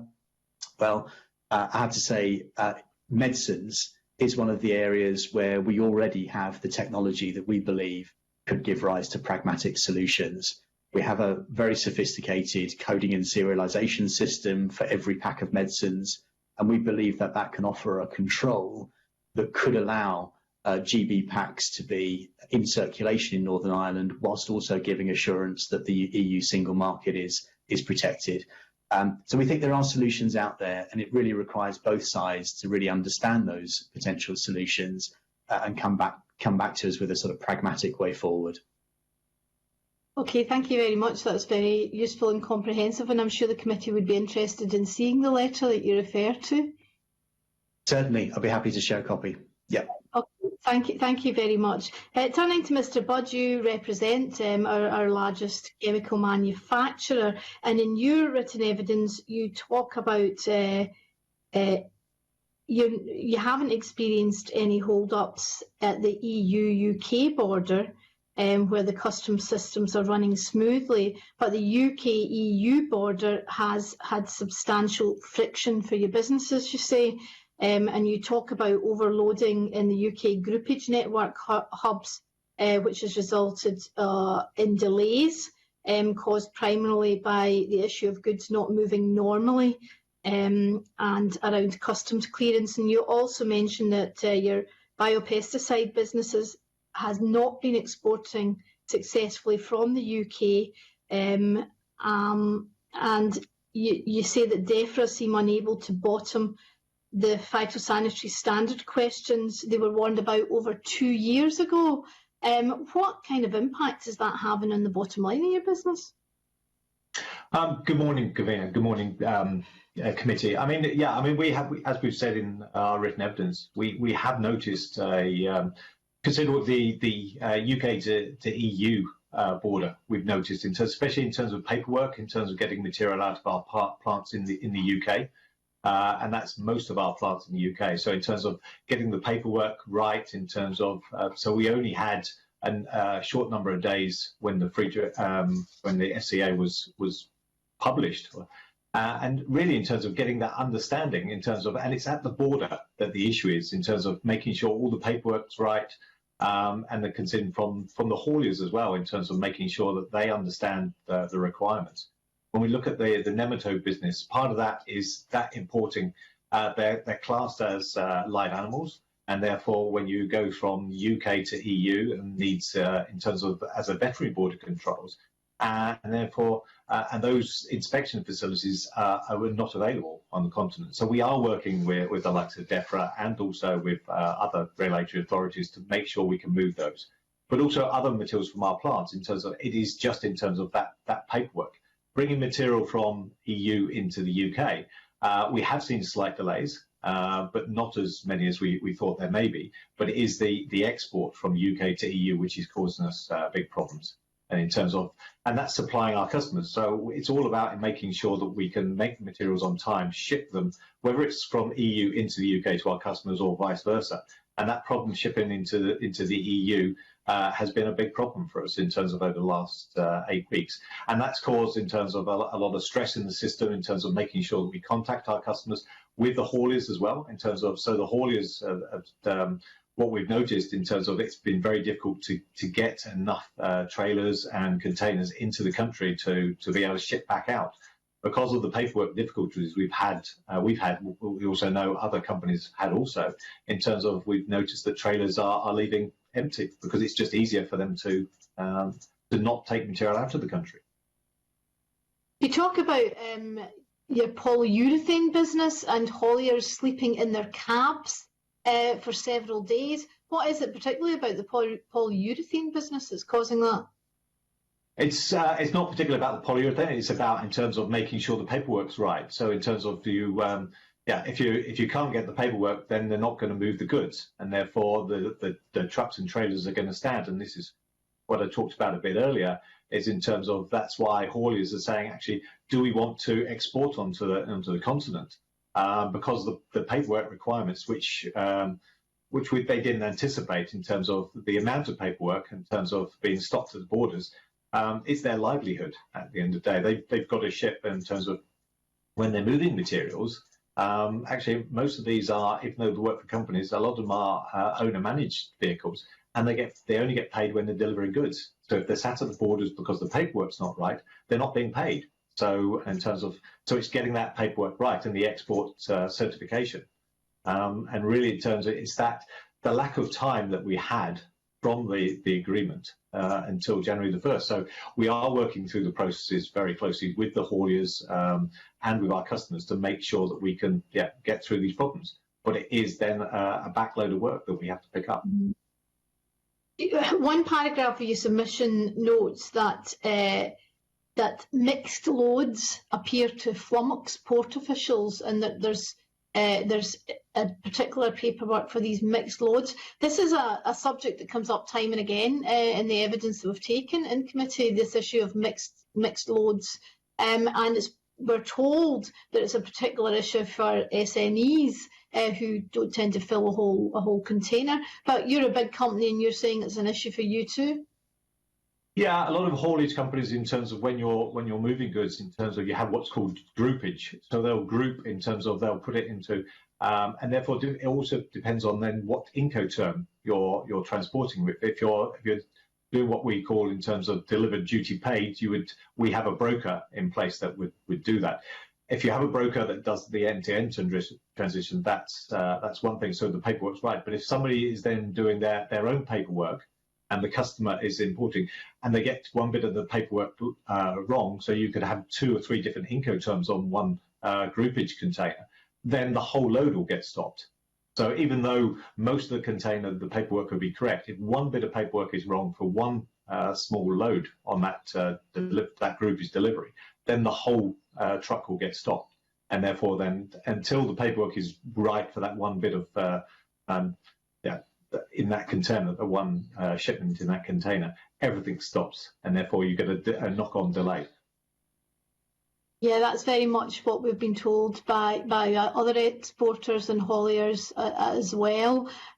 Just one final question. In your submission, you talk about hold-ups at the port damaging loads. Now, we're all very well aware of the difficulties caused food exporters, particularly things like shellfish, that have been ruined because of hold-ups. But I suppose people don't tend to think that chemicals have a shelf life as well. I wondered if you could tell us a little more about that. Yeah, I mean, they have a shelf life. They also have a temperature requirement as well. So if you're left at a border, and obviously we've seen in terms of in January, in terms of quite low temperatures, and your material, the base load goes below a certain temperature, it then causes a problem in terms of knock-on, because a lot of these are processed chemicals and therefore require, in terms of making sure that they're transported at a set temperature, so that they can be used. And therefore it is critical whether you're shipping in terms of obviously live animals or chemicals or pharmaceuticals, they need shipping in the right right requirements, and also time requirement as well. So and if you're left at a port and the load's left in terms of a very cold situation, it then can damage the material. And has that been quite significant? Has that happened quite a bit?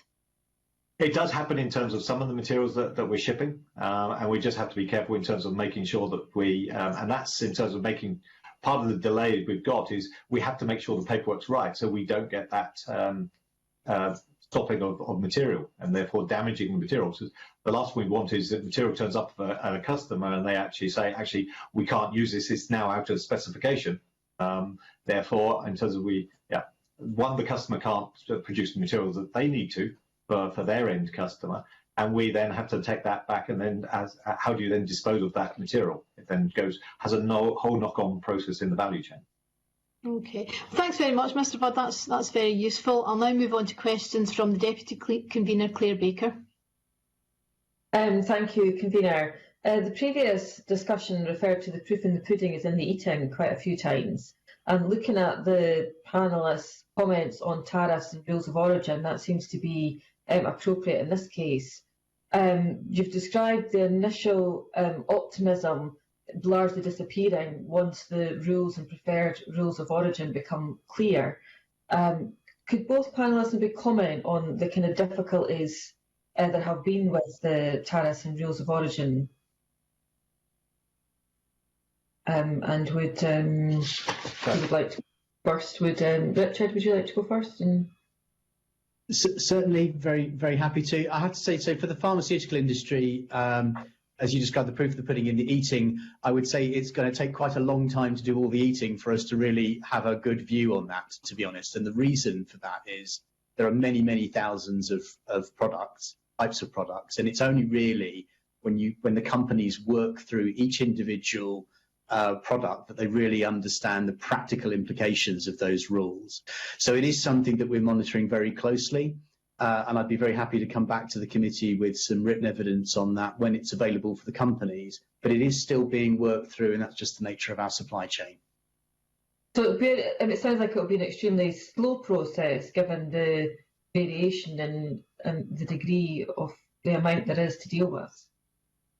I think the process of understanding the overall picture, whether it's positive or negative, is slow because it takes time. That's not to say that.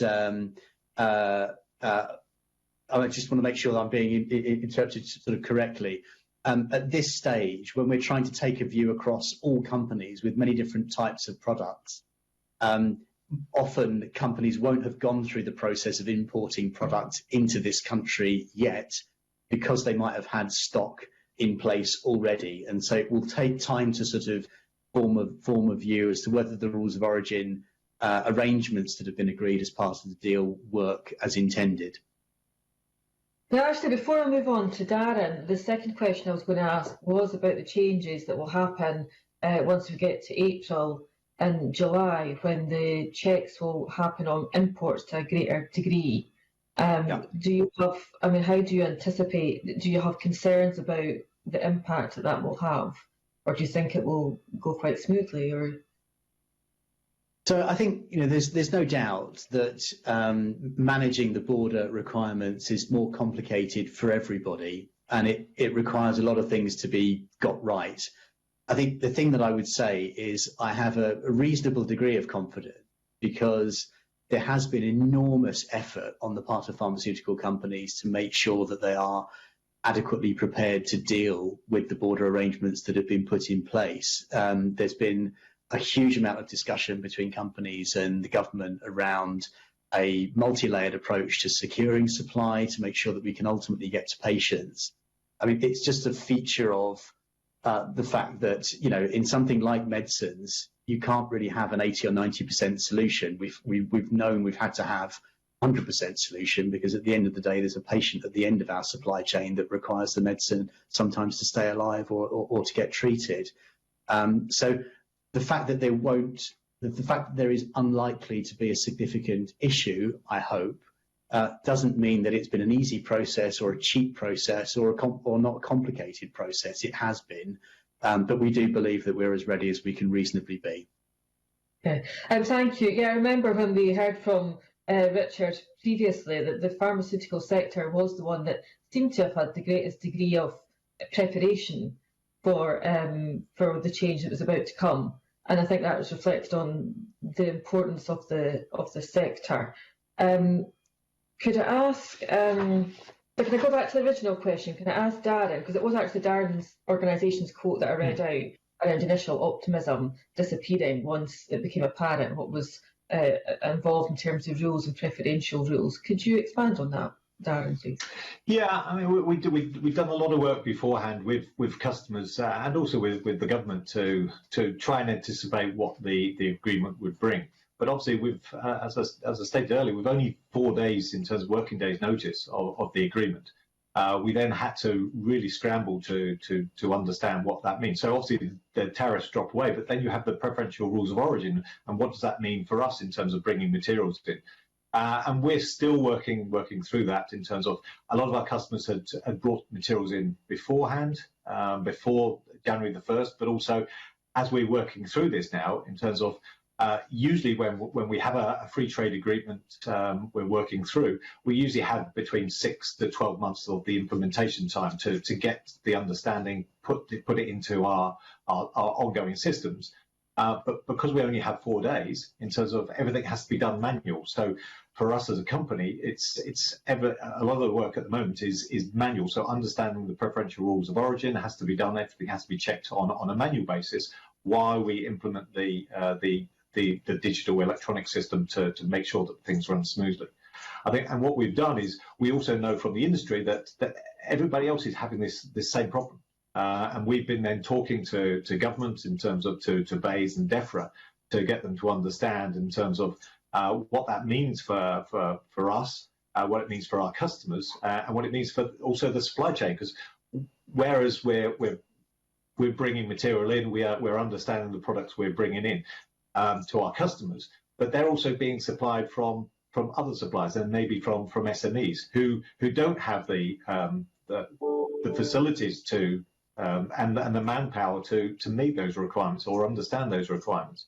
So we held last week in terms of we brought DEFRA in, we held an open forum with our customers and put this out wider to get DEFRA to have a webinar on preferential rules of origin, so we can actually share that information. Because at the end of the day, if our customers get material from us but not from other companies, they can't make their own product, so it doesn't benefit anybody in the supply chain. So it's something we're working through. It will take a number of months to really understand and making sure that we understand everything on preferential rules of origin, because most of our material comes from our European sites into the UK, but we do import raw materials also from around the world as well. So we have to understand where those preferential rules of origin, what it means to our customers, so that we can make the right declarations.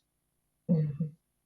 And what you describe as being common across other sectors, and it's been described as its implementation in real time. There's been no time to prepare or to, as you say, have usually you would have a 6 or 12 month run in this type of trade arrangement. And can I ask you as well about what you anticipate happening in terms of supply issues when we get to April and the date in July, when there'll be a change to the way in which EU imports are treated? Do you have concerns about impact? I think impacts from us as a company, I think we're working very hard, and we've been working, we've understood that. So we're putting the resources in place to make sure that our customers don't see an impact from that. When I look at SMEs, as I said previously, do they have the resources to do that in terms of when that comes to, in terms of April and July, and then you have to put the declarations in.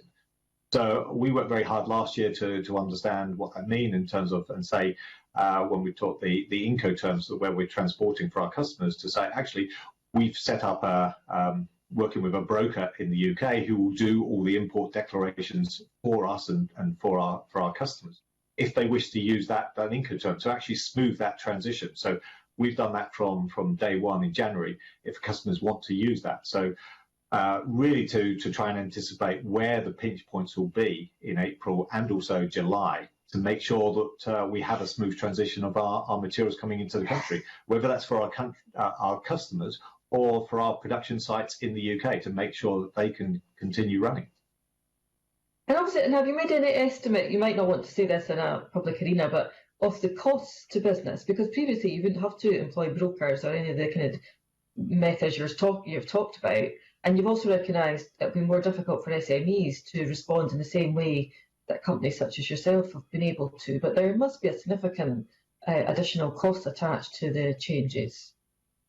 There is a significant cost, and I wouldn't like to say exactly what that is at the moment, because obviously we're still running through when we get to April and we get to July in terms of, okay, where is the full cost? So we are looking at that internally in terms of where are those additional costs, what does that mean for our business, and at the end of the day, in terms of where does that get absorbed along the value chain, because it does get passed down, and ultimately the end consumer pays the price for this, because at the end of the day you can't absorb all the costs as you run through. It gets passed down in terms of what our haul is in terms of the charging us and how the whip maps the raw materials are, and that gradually gets pushed down into the products that we supply into the market, and also in terms of what the end consumer pays.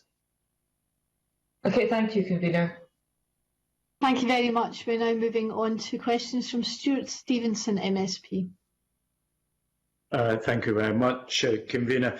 I've got some limited knowledge in the pharma area, so I want to direct my initial questions to Richard Torbern. One of my nieces manages a pharma lab in Sweden and now has a Swedish passport because of Brexit, having lived there for nearly 20 years. And I just wanted to explore what options exist for mutual testing, if not necessarily mutual recognition. In other words, is it envisaged that it may be possible for conformance to UK standards to be done in parallel in labs that are within the EU? And of course, reciprocally, can conformance to EU standards be demonstrated in UK labs for products that are moving in the other direction? How are we placed to getting to that place? Because that would, if it were available, address the issue of double testing, which you referred to in your opening comments, Richard. And of course, we know there are plenty of international examples of this general approach. I mean, the one that's been around for several decades, I think, now is you can clear American immigration and customs at Dublin Airport if you're flying out. You know, so even a relatively insular country, the United States, can do that sort of thing. Is there a prospect of our getting to that position, and is the industry looking to promote that as a way of resolving this particular issue? Richard? Well, I have to say we certainly are, and to hear you articulate your question, it sounds really obvious, doesn't it? And to us, it's really obvious too. We are bemused as to why this sort of pragmatism hasn't been applied in the agreement.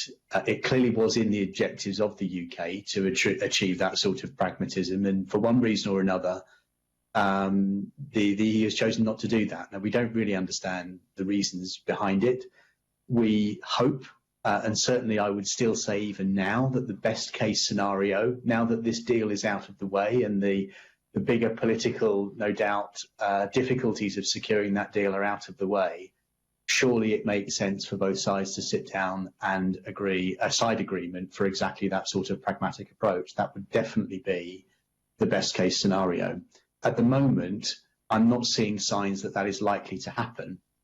And if it doesn't happen, then the next best scenario is that the UK can take a unilateral decision to recognise the batch testing coming in from the EU, simply because there are a lot of imports coming in from the EU, and that's not likely to change anytime soon.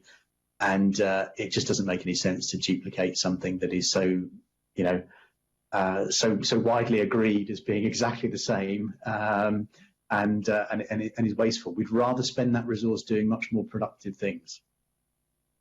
Yes, my niece's bachelor's degree in pharmacology, of course, was something she gained at the University of Sheffield. So, it's a UK degree, a UK qualification that is the base point for her professional skills built up over several decades now. So it would seem to make sense. Let me move on to Darren and ask about a similar sort of issue about pre-clearance.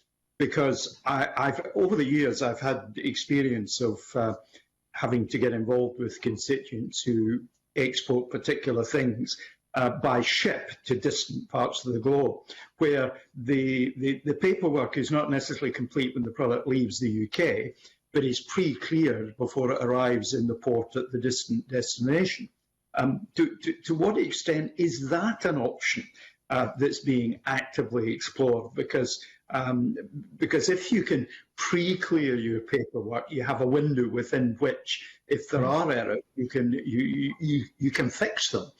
Albeit that wouldn't necessarily relieve the receiving officials from wanting to do that final cross-check that what you've got in the truck is the same as what the paperwork says. Is that being pursued as an option? And if not, why not? Where does the failure to pursue that line?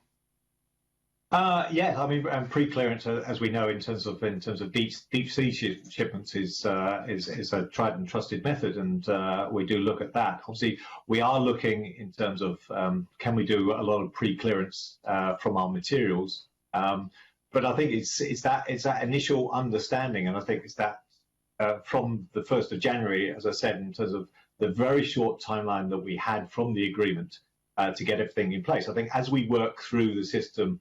In the coming months, we will get better at understanding the paperwork requirements and also what's required. And I think in terms of as we move to a more fully electronic system, it'll get easier, and therefore the pre-clearance you'll have in terms of getting the brokers on board, getting their understanding. I think where the real pinch points have been is in terms of the hauliers have also had to understand what's required. So they've said, actually, we want every bit of paperwork required just in case we get stopped. So and therefore it adds time and process. And therefore, rather than having it electronically, they want every bit of paperwork in their hand just in case. Just in case the border controls from UK to EU say, actually, we want to see the paperwork. So I think there will be, in terms of more pre-clearance, more understanding what's going forward. I just think it's getting that understanding at the moment about, in terms of the right way of working. So I think as we go forward throughout 2021, we will start to see smoother transitions in terms of people understanding in terms of, okay, we're moving from material manufactured from a UK site into EU, and therefore what's required, and therefore, and I think in terms of as we have a bit more in terms of electronically, I think that will also speed up. It's just at the moment, it's just a case of everybody wants a full belt and braces, and also in terms of going back to full paperwork. So I think that's we hopefully see as we see in the next couple of months that the system will start to ease and people will really understand that process, and that pre-clearance that we see in terms of deep water shipments will move in terms of into cross-channel shipments. Can I ask a slightly naive question on this as my final question for this? Are there data interchange standards that govern the exchange of data which are produced in one country and delivered to another, particularly, of course, because you're no longer dealing with the EU, but with the individual member states of the EU who have slightly different interpretations? Because it strikes me that one of the things with the manual system that you're losing is that as you hit the keyboard to enter material into an electronic system, you have the opportunity to reject inputs because they're clearly invalid. The manual system doesn't provide that. Is that sort of technical standards in place that means that after the elapse of, you suggested, 6 months, we will be in a position where it basically becomes relatively seamless, albeit more expensive than the free market that we used to be a member of? No, I think data standards will be fine in terms of it's really that understanding of what the paperwork is right to make sure. So, and I think that's on both sides. So in terms of we understand in terms of what the EU wants, and each member state will maybe want something slightly different, because even though there it is a bloc, the EU27, each country has a slight variation. So it's once we get the processes running and understanding from both sides, I think we will see an easing. So I think in terms of data standards, I don't see that as a real issue. So it's about in terms of making sure that that common understanding is right and everybody's happy. And I think everybody wants in terms of that belt and braces. What they don't want to say, what they don't want to see at the moment is actually the authorities coming back to them. So they'd rather have everything in place in terms of the hard paperwork at the moment, so you can move things. It then just delays everything. So I think as everyone gets used to the system, we will start to improve. And I think we see this coming now. There are some easing of processes as we understand what's required, as the hauliers understand what's required. We now start to see goods moving slightly easier. Thank you, Convener. Thank you very much. We now move on to questions from Dean Lockhart, MSP. Thanks very much, Convener, and good morning to our panel. Thanks for joining us this morning. I'd like to follow up on the previous discussion about the practical issues at the borders, because I think it's been really interesting to hear firsthand what you're seeing. Can you give us some sort of practical examples of what the main barriers have been to date? Because we've heard in other evidence about the inconsistent application of the new rules by EU customs officers, with different ink required, and some of the kind of really detailed issues. So I wonder if you can tell us what you're seeing in terms of the detailed practical issues. Are they improving? And touching on the previous point, will we soon or at some point get to a point where all or most of these new rules can be automated and therefore be part of sort of normal business and hopefully not causing too much disruption? Perhaps because, Darren, you were discussing this in the previous question, maybe I can start with you and then move on to Rick. Yeah, I think the practical issues in terms of is having that right paperwork in terms of making sure you have the right export certification, the right stamp, the right EU document. If you're transiting through, say France to Poland or through Belgium, in terms of do you have the right transit documents to make sure in terms of that the countries you're transiting through are right. So it's purely that understanding to make sure the point of entry is right in terms of what you're transmitting. As I talked before about the groupage, in terms of it's much easier if you understand that if we're going to bring materials in terms of groupage, that you only have maybe one Incoterm in terms of on that groupage truck in terms of an understanding in terms of paperwork. So and also understanding from the people who are shipping. So if you are an SME is shipping material out, that you understand what the right paper, what's needed in terms of the haulier gives the information. So so we're seeing that, and also in terms of from understanding, do you have the right haulier? Is that haulier understanding what's going on? So you may decide, in theory, in terms of what is the cost it's going to cost me to do that? And we've seen an increase in cost, sometimes doubling of the haulage cost, because, as I said before, in terms of those hauliers are getting stuck at the port. So they're saying, actually, if we want to come into delivering material into the UK, we either leave with nothing, so it's easier for us to go out because we've got an empty truck, or actually, if you want us to transport, it's going to cost you more. So what does that impact have in terms of and the paperwork? So we will work through it, and I think in terms of as the hauliers also work through these inconsistencies that we see at the moment, we will start to have a new normal Whether that cost increase stays in terms of that higher cost, we will wait to see. But it does have an impact on UK business in terms of that, and we've seen that right the way across the value chain, whether it's from food to animals to chemicals, in terms of that transport costs have gone up significantly. But I do see an easing paperwork as an understanding. But we are having to put more resources behind it to make sure that we meet our customers, because at the end of the day, our customers expect us to deliver when they want their product, and therefore they don't really care in terms of the issues that we're experiencing. If we've given them a delivery date, they expect us to meet that delivery date. So we have to make sure that our process runs smoothly. We work with our hauliers, the communication lines are clear. And we are working, as I said, we are working through this slowly. It does take time, but I foresee as we go forward, things will get smoother. Thanks very much, Darren. Richard, what are your thoughts on this area? So I think the answer that we just heard from Darren, I think, has been very good and very complete in terms of the nature of the actual challenges themselves. And certainly complying with the new ways of working has imposed cost and complexity for everybody. As a membership organisation at the ABPI, we're in very close contact with a wide range of companies on exactly these issues. And I have to say, at the moment, for the vast majority of medicines and vaccines, we're not having significant issues and problems reported to us. But of course, the issues that have been outlined by Darren have absolutely been felt by our companies.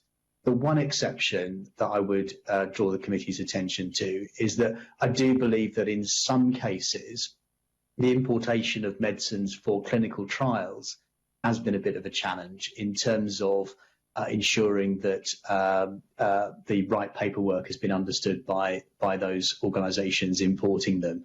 But generally speaking, for the bulk of supply, it's so far so good.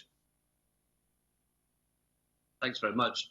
Let me follow up with each of you, if I may, and try to, I guess, quantify where we are in terms of that move towards the new normal.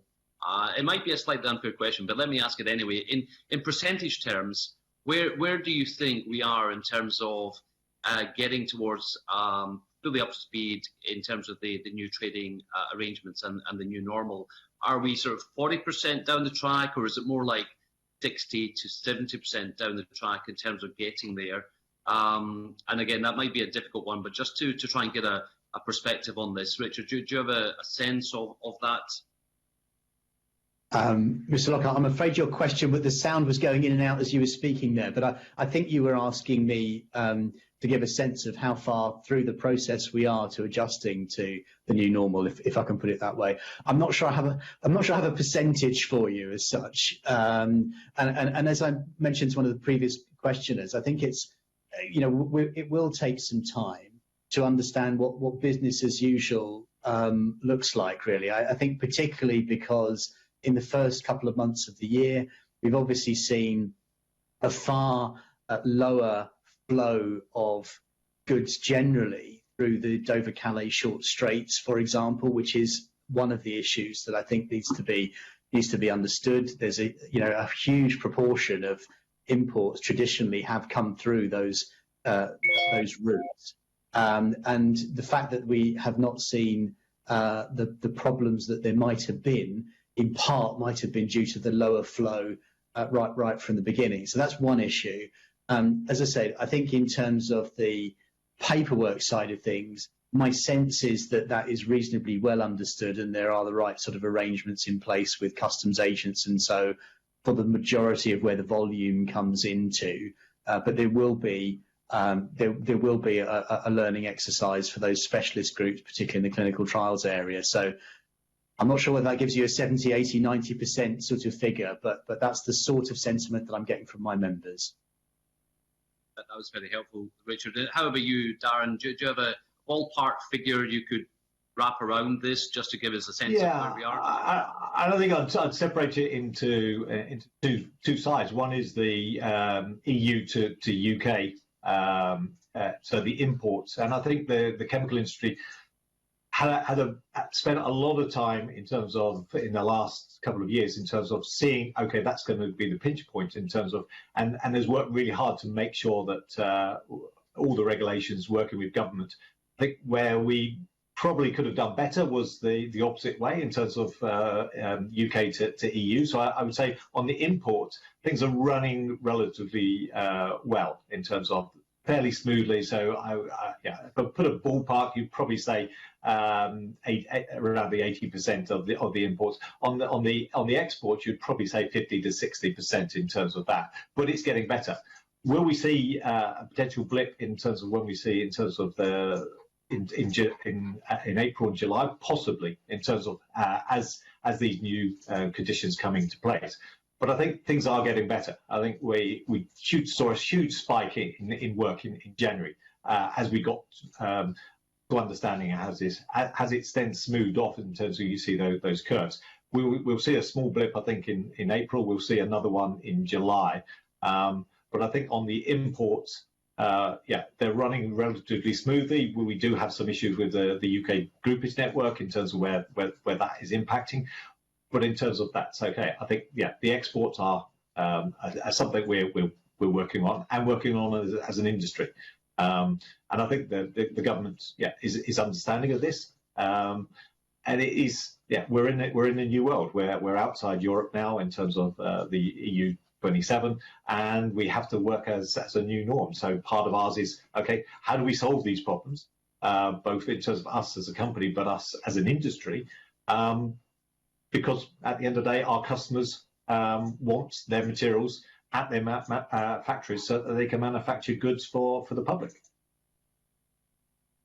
Many thanks. That was a very useful feedback to the committee from both of you. So thanks again, and I'll hand back to you, Convener.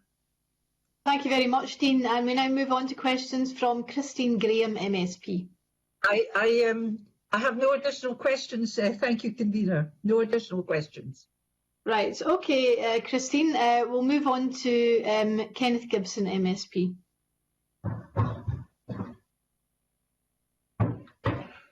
Thank you, Convener. The question I was going to ask was regard to both of our panellists. Good morning, panellists. Was about the actual impact on your businesses with regard to investment. So, for example, we heard that from Mr. Torbett that 40% of exports go to the EU and 80% of imports come from the EU.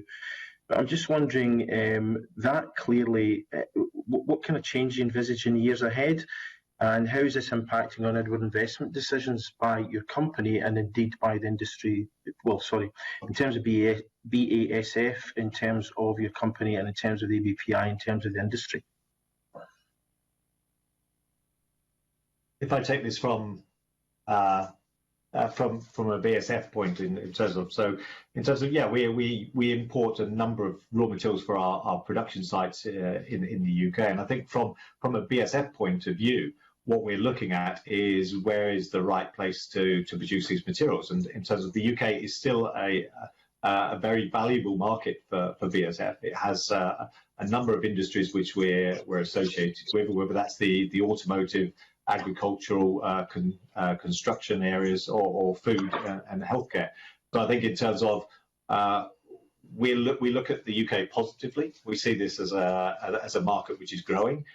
We are working in terms of as part of my role in is to make sure that the UK stays there. So working with the UK government about in terms of where are the opportunities for BASF for the future, whether that's on innovation, potential R&D, or making sure our production sites are the best sites for BASF to make these materials in Europe.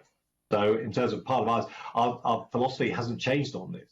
In terms of these production sites are in terms of well beating. They produce materials that we need for our UK customers, and also we do export a lot of these materials as well from these sites. And I think we will continue to do that. So we look in terms of are they economically viable, in terms of do they supply the markets that we need to, and we will invest in them accordingly. So just to follow that up then, so you feel that Brexit's really not had any impact on the company's competitiveness or investment decisions, so it's really not really had that much effect on you? Has it been beneficial? Has it been negative? I mean, in certain ways, in terms of what we do, is in terms of what is the market opportunity for us. I mean, the UK market has not shrunk because of Brexit. We still have the same customers who manufacture here, so we will continue to import directly, import to our production sites to produce. In terms of but in terms of we make investment decisions on a global basis. Where is the industries we want to serve? Where are the production sites best served for that? And we will make investment decisions based on market conditions. Okay, fine. Mr. Torwart? So I think it's, in some respects, it's a similar answer from me, actually. The UK has been one of the key global homes of the pharmaceutical industry for many decades, and we want to continue to grow that. And, you know, the debate on whether or not Brexit was a good or a bad thing will rage on forever. But I think that the approach of the business community will generally be, even in those industries where Brexit has been complicated, and we have to be clear, it has been very, very complicated for us to deal with, and we've still got issues that we need to resolve, as we've been discussing this morning. But fundamentally, we will always work with whatever the political landscape has given us to try and make the best of it for the UK and for Scotland. We have consistently been the largest investor in research and development in this country, beyond any other sector for many years, over £4.5 billion. We export £30 billion as a life science industry as a whole. Almost 600 million of those exports come straight from Scotland, incidentally, and we have 2.5 billion of industrial output with a GVA of 1.8 billion just for Scotland. And we want to grow that. So what does that footprint look like in future? What does the pattern of trade look like for the future? Clearly, it will shift. And I think with respect to the EU, we need to resolve the outstanding issues from Brexit, but then I think rapidly evolve a new vision for what UK-EU cooperation and partnership looks like. It's very encouraging that we're still able to collaborate on science, which is of course critical for us. But as we go into a global trade agenda as well, it is right, and it's the right thing for the business community, I think, to look at that trade agenda and at very least be honest with all concerned about what would put the UK and Scotland in the strongest possible position to keep attracting investment in the future. And that's what we're doing.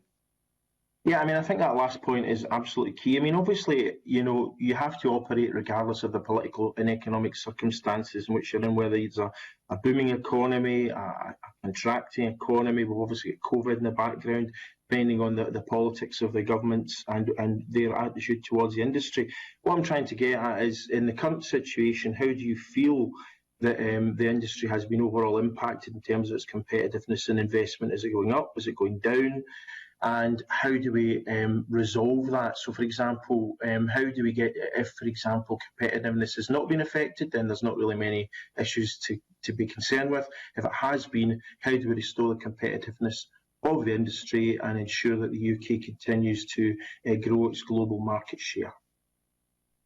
Yeah, so, I mean, at the risk of giving a frustrating answer that it's not a black and white answer, I think it is too late to give you a black and white answer as to whether we've gone up or down net. There are some aspects of the agreement, for instance, the duplication of batch testing, which undoubtedly will be a negative drag on UK competitiveness. But there are other things that we are doing in this country through investing in genomics, investing in health data, really looking at the fiscal environment for investment, which stand a good chance of being very positive. And just in the last couple of years, we have seen new investment in this country. We've seen more finance coming into the biotech industry generally. We've seen two of my largest members make multi-annual investments that approach $1 billion each. which is, I think, really fantastic. And we're in the process of making proposals around how you could reform the R&D tax credit, for example, that we believe would have an opportunity for the levelling up agenda throughout the UK, including Scotland. And I think building that bridge between R&D and manufacturing, which I hope will improve competitiveness further. So it is a mixed picture, and we are trying our very best to support all governments to make sure that we're net positive. Okay, thank you very much. Thank you. Thank you very much, Kenneth. Our last questioner is Jamie Halcrow-Johnson. Jamie. Thank you very much, convener. I'm not sure if I'm appearing, but hopefully you can hear me okay. Yes. It was really just a question. Firstly, to go back, I hope it wasn't asked by Stuart Stevenson, because he cut out slightly on my connection, so I'm not sure if it was covered. But I just wanted to ask if it's a question for Richard. Is there any suggestion that the UK and the EU are either party is looking to diverge on the kind of standard testing, or would you expect there to be kind of alignment going forward, or relative alignment going forward? Anyway, I mean, because obviously that would be one of the concerns. Yeah. So if you're referring to the batch testing that we've been talking about, then no. I've not seen any suggestion of that. It is literally a duplication of an identical process, which we're talking about here, which adds no value to anybody. I think your question hints at a broader debate that there undoubtedly will be about the broader regulatory environment, and where do we diverge and where do we not diverge. And my message to everyone on this is that I think it's possible to lead and even compete whilst not diverging from international standards. If we totally did our own thing, then that would be very unfortunate and would not be very good for this part of the world. But if we were at the cutting edge, as we are in some technology areas like AI, like cell and gene therapy, then we have the potential to do some quite interesting things, as long as we're doing it in partnership, and as long as our colleagues, whether in the EU or the FDA or elsewhere, follow us. That would be a good thing and would enhance our competitiveness. Thank you for that. I mean, I know that's a concern that's been brought up on a number of occasions, and it is important in various different sectors that we are able to compete, and that there isn't the duplication. I just wanted also to ask you, Richard, in terms of say this situation continues that that there isn't a resolution on the batch testing. Could that mean that I suppose there were opportunities to produce more within the UK, or would it likely be that you would just have to deal with the current situation of duplicated tests? I mean, we've seen over the last few months investment going into, for example, vaccine production facilities. But could that be that there might have to be more for some of your international members, more UK focused facilities, or is that unlikely? So if we have to duplicate testing, we would have to duplicate facilities here in the UK. So you can look at that through a lens of that is more jobs, and that may well be through the lens of that the EU has been looking at this. But it's not a huge number of jobs, but it is a huge amount of resource and effort and complexity. And critically, it's all of those resources that could have been put to better use. I would much rather that the industry put those resources into new manufacturing facilities, new R&D, new partnerships with UK universities and the National Health Service, than to put it into something that is going to duplicate bureaucracy, increase our environmental impact, increase costs and increase delay to supply medicines. Yeah, I mean, sorry, I wasn't kind of suggesting that it was necessarily a good thing to be done, because of course it will work both ways as well. Potentially the same might happen, and there may be look to invest out with the UK as well. But it was really just the kind of the point, because I mean, I think that is a concern that, as you say, resources that could be going on development research would be diverted away, and that wouldn't, I don't think, be helpful. Can I look at kind of one last point for yourself and Darren as well? there have been a number of free trade agreements signed by the United Kingdom. How do they, how beneficial are they? Do they impact on your sector positively, or I doubt negatively, but they may provide different challenges. If I could get your opinion on that. Yes, certainly. So the vast majority of the agreements that we've seen announced so far have mostly been rolling over agreements that the EU had previously. And so that was very important for us because, for example, we have very important Japanese pharmaceutical companies, critically important for us that the UK was able to benefit from the similar sort of arrangement that we did have in the EU from the EU-Japan trade agreement. And there are a few bits of modernisation in that Japanese agreement, which are very positive, very welcome. I don't think it has dramatically revolutionised us, but it's reassuring that we have these rollover agreements. There's a second sort of, I think, question is when the UK starts to negotiate genuinely new, and it's opening up it's in the middle of conversations right now with Australia, New Zealand, will be the US, and ultimately other parts of the world there. And really, what will be very important for us are three things, really. One is, is the government being ambitious enough on regulatory alignment and all of those regulatory leadership issues. Secondly is intellectual property, which is critical for our industry. If we don't have intellectual property rights, we simply can't have investment, and we put $200 billion into investment in R&D every single year. The UK has been one of the strongest countries in terms of intellectual property rights for many years, and it is one of the reasons why we have the industries that we have today. If nothing else, we really need the UK government to be using its trade agenda to ask other countries to come up to our standards. That wouldn't affect anything that we do in the UK in terms of the NHS, but it would be very, very helpful for Scottish and UK exporters.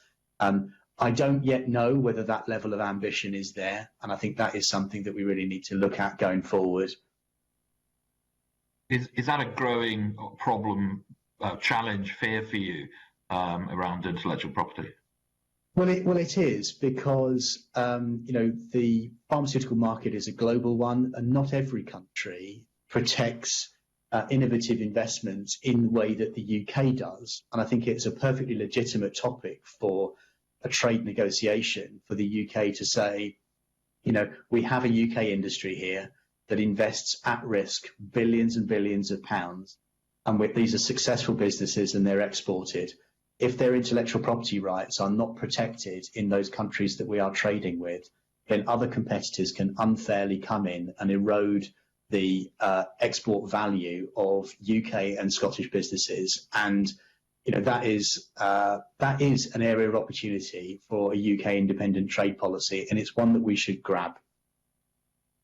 Thank you very much for that, Richard. Darren, can I just ask you again on that point about the FTAs and the kind of opportunities, challenges for yourselves?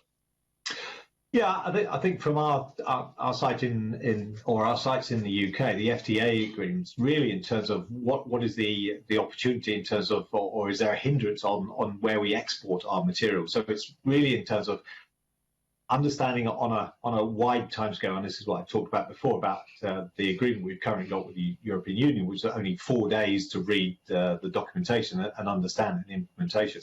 Is what we want is a fairness in terms of where we are already exporting, that there's no detrimental effect to on the free trade agreement, and also a timeline to allow us to implement the changes when we're exporting materials. In terms of most of our goods are exported into EU27 from the UK anyway, so in terms of it I don't think it's going to have a big effect. But in terms of if we need to look at that in terms of resources about the export management side, then we need, in terms of enough time to make sure that we put the resources in place to do that.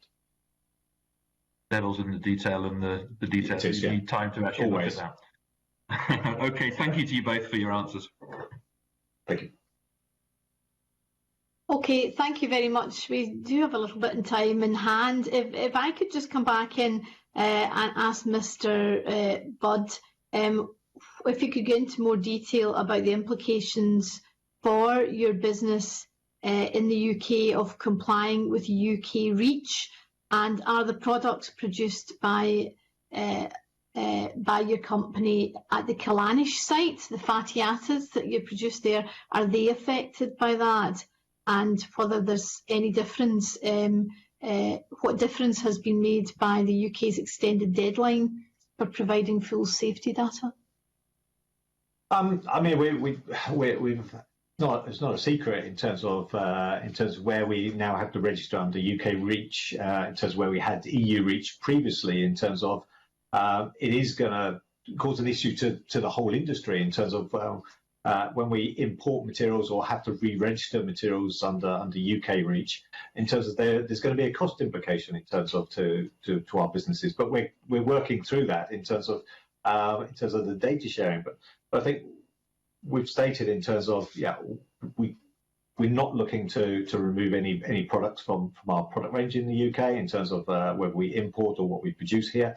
What we have to work through is in terms of working with the UK government to really get them to understand that actually UK REACH is an extension of the EU REACH or a duplication of EU REACH, and it's actually not adding in terms of anything additional to EU REACH. So, and a lot of the materials or raw materials that come that are already under EU REACH in terms of there needs to be a data sharing. We've actively said this to government in terms of on that data sharing is actually from a BSF perspective, it's going to cost us around £70 million in terms of to re-register all our products under UK REACH as an additional, and there's no additional benefit for safety or anything else to the UK public on that, because it's a transition one-to-one. So if we can have a data sharing, it just makes it easier also for the consumers. As I said before, all this adds costs into our product, and those then get added on into material prices that we forward on to our customers. So, and at the end of the day, the bottom line, it comes to the consumer in terms of there's a higher price for the consumer to pay for materials with no added benefit. So if we can get data sharing with the EU REACH on this in terms of transition, it just makes it easier for everybody in terms of that timeline. But we are working with the UK government to really to get them to understand. It would have been better if we could have had a data sharing agreement, but there wasn't in the trading cooperation agreement, and we're just working through. So we will, in terms of have to re-register all our products in the UK under UK REACH, and to make sure that we can supply them to our customers. Okay, and I asked how your products at Callanish at the Isle of Lewis, how they're affected. We don't see any effect in terms of re-registering those products. So we will continue to manufacture, register our products from that are manufactured there, and continue supplying. Okay, that's great. And can I ask you both how Brexit has affected your workforce planning? Because you obviously employ a lot of highly skilled people. So how has it affected your workforce planning and your ability to access skills and labour?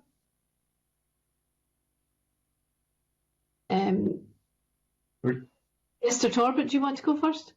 Yeah, I'm very happy to go first. If I may, before getting into that, I do just want to say that the chemical sector is really a critical partner for the pharmaceutical industry, at the risk of stating the obvious. And I just want to express our very strong support for what you've just heard from Darren there in terms of a sensible resolution to the REACH issue.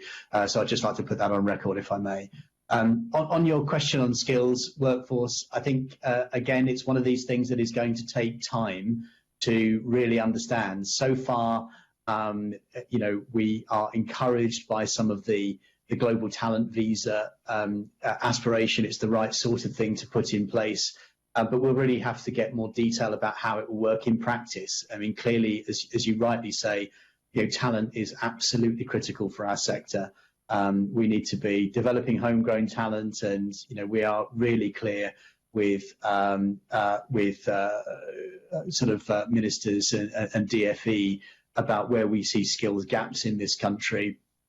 In terms of particularly clinical pharmacology and a number of areas, which I'd be happy to sort of submit evidence on if the committee was interested in that. But the issue of sort of international movement of people at skills levels, but also, at many different levels of seniority needs to be as seamless as possible. So we've seen the intent behind policies like the Global Talent Visa, and we will have to look at that very closely to see if it works in practice. Thank you very much for that. That's very useful. Mr. Budd, do you want to talk about the talent in your industry and whether Brexit has affected recruits? I think as a global company, in terms of we delegate employees in terms of for whether it's key positions or key in terms of development of them in terms of around the world, both into and out of the UK. And it's about in terms of how do we develop our people both in terms of locally but also internationally to give them the widest possible experience. So if you want a production manager, you don't want them necessarily in one site, you want to give them the widest possible experience, and that's, as I said, delegating people in, delegating people out, and we have to look in terms of where is that talent going to go, where is that talent going to come from for the future. How do we develop homegrown talent? Is that going to be restricted? So we are looking at that very closely from our HR processes, and is this going to cause us a potential problem for the future? I mean, I don't have an answer at the moment because we are looking into this. But movement of people is really important to our business, not just scientific, but all aspects in terms of whether that's on the economic side, in terms of personnel, engineering. It's really important, and so we are looking at this very closely in terms of could there be an impact.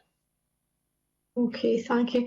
And finally, you've both talked, understandably, a lot about regulatory cooperation between the UK and the EU and how critically important that is for both your industries.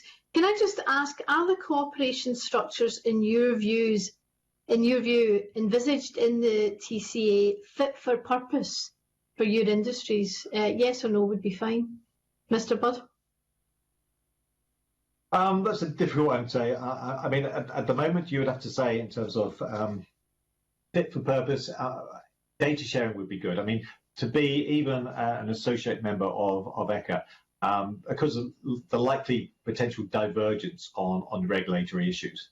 As I said, Europe is our biggest market for the UK and vice versa in terms of moving chemical materials, and any divergence could potentially have an impact with that. So in terms of what we would like to see is the UK government and the EU authorities to get together and really come to an agreement on data sharing to make sure that we don't have a divergence in chemical legislation. Okay, thanks. Mr. Torbett, do you think that the cooperation structures in the TCA are fit for purpose for chemicals? Well, you asked for a yes or no, and if you're going to hold me to that, I'd say no. But if you wouldn't mind me expanding a little bit, it's really because we just don't know what they look like. There is good words about intent for regulatory cooperation in the agreement, but we really have no way of knowing exactly what those structures will be at this point in time. We're seeing some very good work at the MHRA to rethink its role in the world after Brexit, and we think that is very, very encouraging. And we would like to see that leading international standards in regulation, and to do that you have to have a good structure for cooperation. So we hope that those details get fleshed out as soon as possible. Okay, very diplomatic. So thank you both to Dr. Torbett and Dr. Budd for attending and for their evidence today. That concludes the public part of this morning's meeting. I will allow a couple of minutes for members to take a comfort break, to move over to Microsoft Teams before we resume our committee meeting in private session. Thank you again to our witnesses, and goodbye.